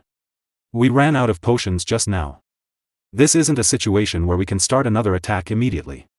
Berge Diaz grinned slightly. That, he said calmly, is actually a surprisingly simple problem. Hillen Cargill looked at him in confusion. Berge Diaz smiled and said, I have plenty of potions. I prepared them in advance for the hero expedition. Berge Diaz said calmly, these potions cannot regenerate lost body parts, but they will allow you to fight again. Rosal Charnt looked at him carefully and asked, who are you? Why are you going this far to help us? And what is that faint heat I've been feeling since earlier? I've never felt such pure heat before. How did you cultivate such energy? Berge Diaz placed a hand on his chest and began to say, this is, but before he finished speaking, he paused and looked around at the surrounding heroes. Many of them were sitting on the ground, wounded and exhausted. Their expressions were full of despair after their defeat. It was clear that they had completely lost their morale. Looking at them, Berge Diaz thought to himself, morale that has already been broken cannot be restored with potions alone. Since I have to lead them to kill Draxen anyway. It wouldn't hurt to show them once. At that moment, Berge Diaz released his pure phoenix energy, letting it spread around him like warm flames. Please, he said calmly, just follow me quietly. All the heroes immediately turned their attention toward him as the pure phoenix energy filled the area. Their eyes widened in amazement. Even Rosal Charnt was shocked, and behind her, Hillen Cargill stared in surprise. Rosal felt the energy and thought in disbelief, this is, before she could say anything, Berge Diaz calmly spoke. Who am I, you ask? He unfolded his magnificent phoenix wings, rising slightly into the air. I am the one who possesses the phoenix. Pale. Then he looked down at the heroes and continued, and I have come here to kill the Demon King of Beasts. Rosal Charnt froze in shock, did he say? Phoenix? She thought, that legendary beast. Could this be the source of that overwhelming energy that covered the sky earlier? With mana alone, he rivals a 10-star hero. Where did someone like this even come from? As the heroes looked at Berge Diaz in his phoenix form, their morale began to rise again. The spirit of the expedition was reignited. Even Hillen Cargill watched calmly, feeling renewed hope. Rosal Charnt clenched her fist and thought, the beast Demon King. We might actually be able to catch him. Draxen, the Beast King, stands inside the Tower of Beasts. Just by looking at him, it's clear he is extremely furious. To reclaim the tower, I used far more demonic energy than expected. His subordinates gather in front of him, guarding the entrance as he continues speaking while holding a black box key. Because of that, I could only purchase one black box key, for now. I'll open the other one later. He tightens his grip on the key. For now. It's your turn, you bastard. At that moment, he uses the key to open the black box. As it opens, a notification appears, opening the black box of a Demon King who granted permission. A blinding light bursts out. The Beast King stares into it and says, "Now show me everything. All the secrets you've been hiding." As the truth unfolds before him, his expression changes completely. Shocked, he mutters, "No wait. This is the truth." He realizes the black box cannot be manipulated. If this is real, then everything makes sense. So, he was hiding something like that. I must inform the other Demon Kings immediately. Visibly disturbed, he grows tense. Just then, one of his subordinates rushes in. Annoyed, the Beast King snaps, "What is it?" The servant hurriedly replies, "My lord, the heroes have invaded." What? The servant continues, "The new 10-star hero, Ralph Schmitz, is leading the vanguard." Ralph Schmitz, the guild master, stands at the front, leading the charge. 1 hour earlier, enormous, the Demon King Berge revealed his phoenix power in front of the heroes. At that moment, the humans still hadn't fully grasped the true presence of the Demon King. However, after witnessing the phoenix, their spirits reignited, filled with confidence. They shout, "Yes! Let's try again. The legendary phoenix is on our side. The beast Demon King is nothing." They raise their swords high. "Everyone, draw your swords. Let's slaughter all the demons. The phoenix is with us, the Beast King's treasure is ours." Their morale is completely restored. Watching this, Berge thinks, their morale has recovered. But I'm not sure if I can use the phoenix's mana freely in battle. He remains cautious. Stepping forward, he says, "Since the 10-star heroes alone aren't enough, I'd like to reinforce our forces." Hillen Cargill remains silent, but Rosal steps forward with a slight smirk. "That's fortunate. A kind-hearted hero has just asked to join the battle." Hearing this, Berge feels confused. Then, a figure appears. Berge eyes widen. It is the 10-star hero, Ralph Schmitz, the strongest among the shield masters. Ralph advances steadily with unwavering resolve. Standing at the front, he holds back waves of beasts on his own. His presence stabilizes the battlefield, his shield blocking every attack. Then suddenly, he merges his shields. In that instant, his shield transforms into a completely different form. A bright light shines from it as it opens like a mouth, releasing a terrifying burst of energy. The blast sends all the monsters flying backward, clearing the path instantly. Thanks to him, the hero forces reached the first floor of the tower. Watching closely, Berge thinks, Ralph Schmitz, the second strongest tank among the 10 stars. His shield reflects any impact. He's extremely troublesome. Memories from his past life resurface. He was one of the heroes who defeated me. And mocked me. I want to tear him apart. But Draxon takes priority. Meanwhile, Rosal becomes furious. Ralph Schmitz also arrived late, just like you. If I had waited a little longer, with both of you here, we could have won without casualties. Berge calmly responds. Confidence in your abilities is fine. But never underestimate a Demon King. He continues, a Demon King always has a trump card. Revealed at the brink of death. Thinking further, he realizes, if Draxon has already reclaimed the tower and used the key, there won't be enough demonic energy left to stop the heroes. I might finally see it. His trump card. Later, the scene shifts to the top floor, the 13th floor of the Tower of Beasts. The Beast King sits calmly on his throne, waiting. The heroes and soldiers enter, confused. The demons are gone. This is definitely the top floor. So why is it only him? The Beast King glares down at them, holding a red flame in his hand. You insect-like heroes. I didn't expect you to return so soon. I've been preparing something just for this. Rosal senses something unusual. There's an enormous concentration of magic. Is that why there are no other demons? The Beast King smirks, then swallows the red flame. That's right. To wipe you all out at once, I gathered all my subordinates' power into one place. His power rises dramatically, Berge analyzes, instead of placing monsters on each floor. He absorbed an entire floor's power. The Beast King declares, I will kill you without leaving a trace. His aura becomes overwhelming. Even the strongest, Berge Diaz, Ralph, Hillen, and Rosal, are shocked. Then, he's coming. Berge Diaz warns. The Beast King roars. A massive wave of energy explodes outward, pushing the heroes back. Some are forced beyond Ralph's defensive barrier. The pressure becomes unbearable. Some heroes rush forward. The Beast King is trying to increase his power. Now is the time to attack. Stop. It's dangerous. Another shouts. But it's too late. The overwhelming aura blasts them away.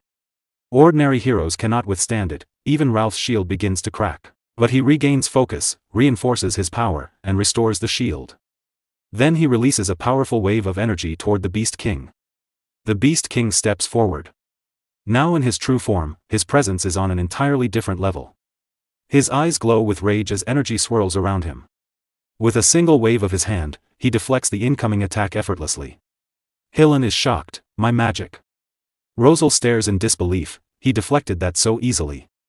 Someone whispers in fear, so that's the Beast Demon King. The aura feels like poison, choking everyone. What is this terrifying magic? I can't breathe. Some heroes collapse, clutching their throats. Suddenly, Phoenix wings appear. Berge Diaz activates his Phoenix power, spreading radiant wings. A powerful defensive magic fills the area, removing the crushing pressure instantly. The heroes recover, breathing again. We'll never forget this kindness. But Berge Diaz remains focused. I can't let Draxen gather more demonic energy. He commands firmly, stay inside the barrier. Anyone who can still fight, prepare yourselves. The battlefield falls silent. The final battle is about to begin. The Beast King observes them. There are 4 of you. And one of you has particularly annoying mana. His gaze sharpens. You. Who are you? Berge Diaz meets his eyes, and a dark, ominous smile slowly spreads across his face. The battle reached its boiling point as Draxen finally recognized Berge Diaz. Rage exploded within him, and he roared furiously about the theft of the Phoenix. Enraged that Berge Diaz had dared to step foot inside his tower, his fury shook the surroundings. Despite this, Berge Diaz remained completely unfazed. With calm authority, he silenced Draxen by creating a domain and activating sound removal magic. A faint smirk appeared on his face as he declared control over every sound within that domain. The battlefield shifted instantly. Rosal understood the brilliance of the move. While Draxen's roar was nullified, the silence also prevented enemies from hearing spell chants, giving them a subtle advantage. Without wasting time, Rosal unleashed high-rank binding magic, Sage's chains, attempting to restrain Draxen. You pathetic insect. You think a cheap trick like this can work on me? Draxen roared in fury. With overwhelming power, he shattered the chains effortlessly and immediately launched an attack with his paw toward Berge Diaz, demonstrating the massive gap in strength. Berge Diaz calmly dodged the attack as Draxen continued shouting in rage. Declaring the battle a one-sided hunt, Draxen promised to tear them apart piece by piece. Berge Diaz mocked him coolly, saying he couldn't hear him over all the barking. The silent status remained permanently active, with Draxen as its sole target. The Beast Demon King gritted his teeth in anger, his frustration growing. Rosal urged the team to focus on Pale. Pale immediately launched a direct assault, colliding with Draxen and causing a massive explosion. The battlefield descended into chaos as rocks and debris flew through the air. Their movements became too fast to track. Rosal admitted she could no longer follow Berge Diaz or properly lock onto Draxen, though she continued attempting to use her summoning chains. Hillen Cargill reassured her, saying that tracking didn't matter as long as they followed Lord Pale's orders. Draxen mocked them, calling their actions madness, yet acknowledged that they had chosen to stand against him. As the tension escalated, he began unleashing waves of energy from his paws one after another. Berge Diaz dodged every attack with precision, using his phoenix wings to maneuver through the battlefield. Then, in a sudden burst of speed, he changed direction instantly. Draxen reacted just as quickly, vowing that none of them would leave alive. Berge Diaz turned and met his gaze without fear. A brief flashback revealed Diaz's strategy. The most important factor in killing the Demon King of Beasts is speed. As you've experienced, he possesses incredible reflexes despite his size. That's why we must bind his feet and exploit his weakness. Rosal, Ralph Schmitz, and Hillen Cargill listened in surprise. Hillen hesitated before asking, but can I even keep up with him, even with my lightning dash? Diaz smiled calmly. That won't be a problem. I'll give you the signal at the right moment. Hillen frowned in confusion. A signal. The scene returned to the present. Still consumed by rage, Draxen continued his relentless assault, swinging his paws and releasing waves of dark demonic energy toward Berge Diaz. Diaz advanced swiftly, weaving through the attacks with unmatched speed. Suddenly, he came to a complete stop mid-air and reached into his storage. With a composed expression, he revealed Ahriman's orb. Draxen scoffed in confusion. Ahriman's orb? Do you really think something like that would work on me? Diaz remained calm. It's not meant to affect you directly. It reveals the master's location, to a vessel. Draxen frowned in confusion. And what does revealing your location change? There are no vessels here to help you. At that very moment, Hillen Cargill appeared at the top of a cliff, gripping his blade. In an instant, he activated his lightning dash, vanishing from sight and reappearing mid-strike. The sudden burst of speed shocked Draxen. As Hillen descended with full force, Draxen roared in anger, "It feels like my head is going to explode. Don't ever use that orb again." Despite the immense pressure weighing down on him, Hillen pushed through and delivered his attack. Draxen staggered slightly, visibly shaken. "You turned a hero into a vessel?" Diaz smirked faintly. "You should try it sometime. It's quite a useful method. If one manages to survive." Hillen immediately followed up with another full-force strike, shaking the battlefield and leaving a visible wound on Draxen. Even so, Draxen barely staggered. He sneered in anger. "You're acting cocky over just this much? How pathetic." Then Rosal made her move. As planned, she unleashed her top-tier spell, Satellite Cannon, pouring all her mana into a single devastating attack. Draxen's eyes widened in shock as he sensed the overwhelming power gathering. A brief flashback surfaced in Rosal's mind, Diaz's calm voice guiding her. "When Hillen creates even a split-second opening based on my signal, it will be your turn, Rosal Charnt. Pour everything you've got into it. The grudge of your lost eye. Turn it into power." Back in the present, Rosal's expression hardened with fury. "You dare do this to my eye?" With a shout filled with rage, she released all her mana at once. "I'll wipe you out in one blow." The blazing beam of Satellite Cannon surged forward, striking Draxen directly. The pressure of the attack was so immense that even Hillen and Diaz felt its force, while Rosal and Ralph could only watch in tense silence. The resulting explosion was catastrophic, shaking both the sky and the earth. For a brief moment, everything fell silent. Then, from within the smoke, Draxen emerged, still standing. His body was covered in blood and scorched by flames, yet he remained alive. "You bastards!" he growled. Diaz narrowed his eyes slightly, thinking, even after taking that attack, he's still standing. As expected, he won't go down easily. Draxen laughed madly, mocking their efforts. His fury reached its peak as a terrifying red aura erupted around him, forcing the heroes backward. Waves of dark demonic energy surged outward, striking Ralph and tearing into his chest. The force also hit Rosal, leaving her shaken, while Hillen was pushed back and wounded. With pride and rage, Draxen declared, "I am Draxen Dulif, the Demon King of Beasts, the right hand of Archduke Alkynes." Consumed entirely by rage, he charged forward again, his movements now wild and unpredictable. "How dare you push me to this state? I won't let any of you leave here alive." Berge Diaz observed him calmly, recognizing that the once calculating opponent had now become nothing more than a mindless beast. A faint smirk formed on Diaz's face as he gathered Phoenix energy into his hand. Draxen roared, charging forward. "Right now, I'll make you shut that mouth of yours." Diaz replied calmly, "I haven't shown you yet, have I? The power of the Phoenix you cherished so much." Before Draxen could react, Diaz unleashed the Phoenix's power. The attack struck Draxen directly, forcing a cry of pain from him. "Not yet. I won't die from this."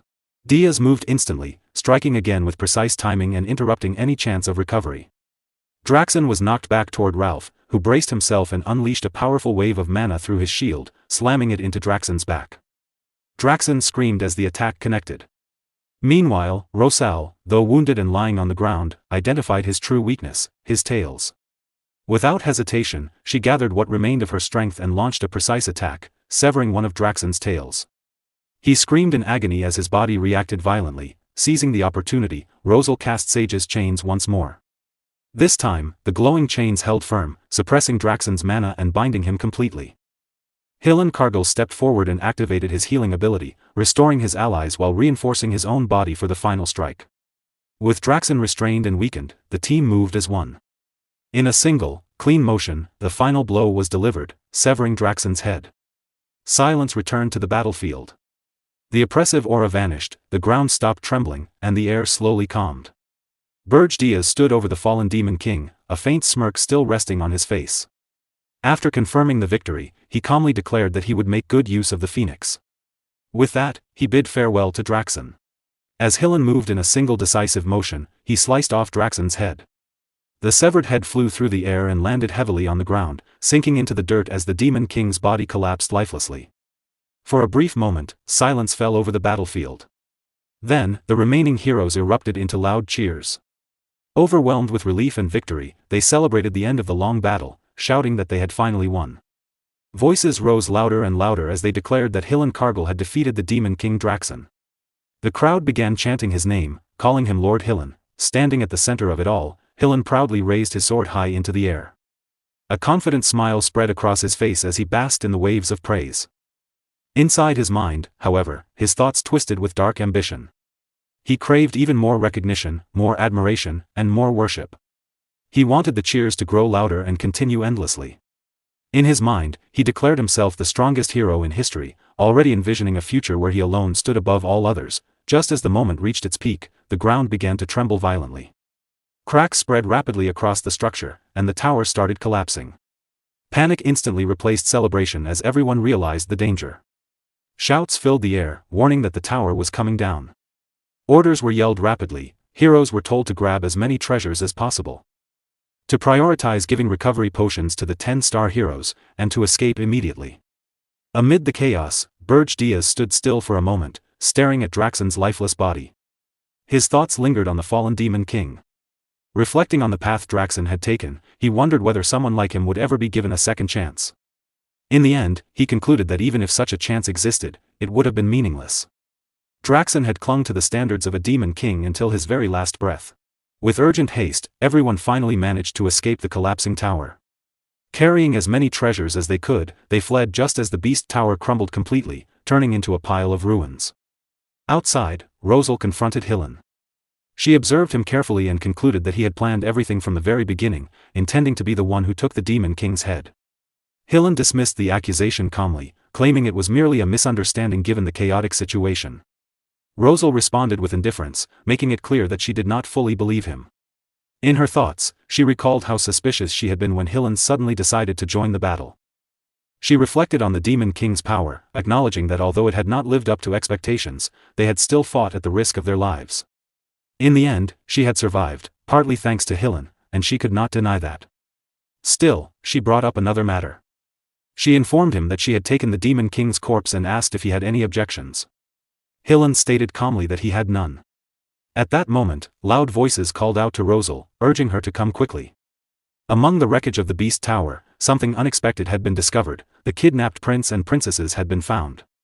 Rosal Charnt rushed over and saw with her own eyes that it was truly the Akan Kingdom's third princess. Lavinia Akan, Levinia Akan lay unconscious at first but slowly began to regain consciousness.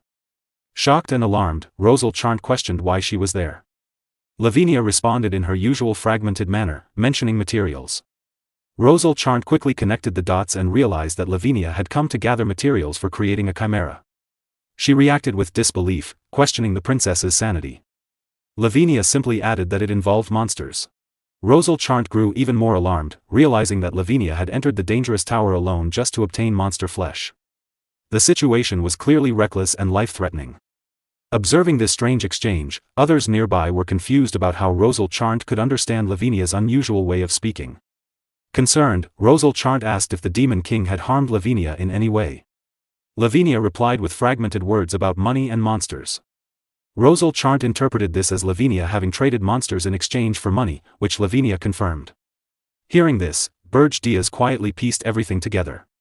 He realized that Draxon's wealth had come from dealings with the princess. The connection between money and monsters now made perfect sense. Rosal Charnt decided to end the conversation and instructed Lavinia to return with her. She supported the weakened princess and began leading her away, calling her reckless but ensuring her safety.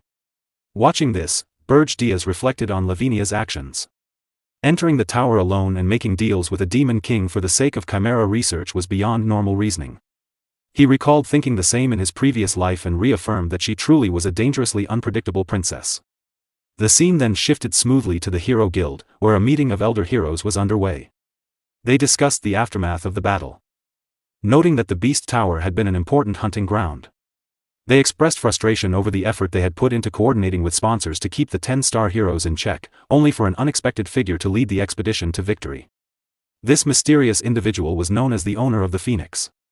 The elders questioned the identity of this person, as there had been no such hero officially affiliated with the guild. They acknowledged that since the Demon King had descended upon Regressed, this was the first time such a threat had been stopped so decisively. Recognizing the shifting balance of power, they decided it was time to tighten their control over the heroes once again. Their first step would be to investigate the identity of the Phoenix's owner. From there, the scene transitioned to the Ormus Royal Banquet Hall. The atmosphere was filled with chatter, though it carried an undertone of exhaustion and grief. The king, overwhelmed with emotion, expressed his deep gratitude to the heroes for killing the Demon King and rescuing the princes and princesses. Despite the limited preparations, he urged everyone to enjoy the banquet. Knights gently advised the king to rest. But he continued to sob, unable to contain his emotions. Among the attendees, Rosal Charnt stood out in a stunning dress. She sipped a cocktail and observed the somber atmosphere, noting that although the banquet felt gloomy, the drink itself tasted good. Hillen approached her and complimented her appearance, remarking that the dress suited her well and acknowledging that the princess had safely returned to the Akan kingdom. Rosal responded with suspicion, questioning whether he was trying to leave a good impression. Hillen laughed it off, saying such an attempt would be meaningless in her presence. Rosal shifted the conversation, asking about Pale. She wanted to speak with him, especially regarding the Phoenix. Others nearby echoed her curiosity, expressing their desire to meet Pale and thank him for saving them. Ralph then spoke up, praising the owner of the Phoenix. His voice shocked everyone present, as they had not expected him to speak at all. The crowd reacted with disbelief. Hillen then revealed that Pale had already left, causing further surprise among the attendees. The narrative then moved to the Regressed mountain range, specifically Berge Tower. Gordon expressed disbelief as he thanked Berge, questioning whether he had truly killed the Demon King of Beasts and returned. Berge confirmed it without hesitation. Gordon was stunned, realizing that Berge had actually accomplished such an impossible feat. He began to worry about the consequences and how Berge planned to handle the aftermath. Berge dismissed his reaction, telling him to stop staring.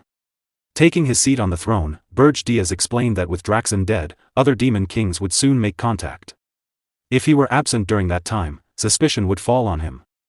Gordon understood and acknowledged the reasoning behind his immediate return. Berge then reflected on the battle. He admitted that he was still weak. Even though Draxen had used his final attack, the damage had not been as severe as expected, partly because Draxen had already been weakened. Berge realized that it was not enough to rely on his original strength alone. He needed to further strengthen the power of the Phoenix as well. At that moment, he received a message from Jason requesting a meeting among the Demon Kings at his tower. That very day, Berge found the timing sudden, noting that there should have been more time before such a gathering. Jason informed him that Draxen Doldov had died. Internally, Berge smirked, already aware of this fact because he had been the one to kill him. However, outwardly, he feigned shock and concern. Jason then added that there was something important to discuss regarding the situation and revealed that a new Demon King had already descended. Berge was genuinely surprised by this. Realizing how quickly a replacement had appeared, he considered the possibility that Archduke Alkine might have anticipated Draxen's death and prepared in advance. Despite this, Berge reassured himself that there was no evidence linking him to the incident. As the black box had disappeared along with the tower, he felt confident in his position and decided to attend the meeting. The scene transitioned to the Tower of Lies, specifically the 13th floor, where the Demon Kings had gathered. Reyna Soldian, the Demon Queen of Bitter Cold, Jason Kochmund, the Demon King of Lies, and Yugur Belva, the Demon King of Adamant, were all present. Draxen's absence was noticeable. Among them was a new and unfamiliar face. She introduced herself as Vivian Blunt, the Queen of the Blood Moon clan. Berge showed little interest, briefly correcting her on his name before taking his seat. Vivian was surprised by his indifference, as he did not even glance at her despite her striking appearance. She recalled her superior's instructions, which emphasized that Draxen's fall was suspicious and that the intruding demon should be investigated thoroughly. She had been specifically told to keep an eye on Berge, as he was the most likely suspect if any Demon King had broken the rules. In the present, she found his personality intriguing and considered him easier to manipulate because of his sharp and dismissive nature. She decided to test him. As the meeting was about to begin, Vivian stood up and approached Berge Diaz. She spoke about how fascinating the dimension of Aryan was, pointing out the unusual cooperation among demon kings and their collective effort to find the cause behind one death. However, she admitted that what interested her more was Berge Diaz himself. She moved closer and sat boldly in front of him. Berge Diaz questioned her actions, clearly irritated. Vivian claimed she was simply curious about what kind of demon could disrupt the entire demon realm so drastically. She then complimented his appearance and made a suggestive advance. Berge Diaz immediately rejected her, pushing her hand away and insulting her. Vivian was left shocked and offended by his blunt rejection. In disbelief, she reminded herself that she was a succubus queen, someone who was rarely ever dismissed, let alone insulted so directly.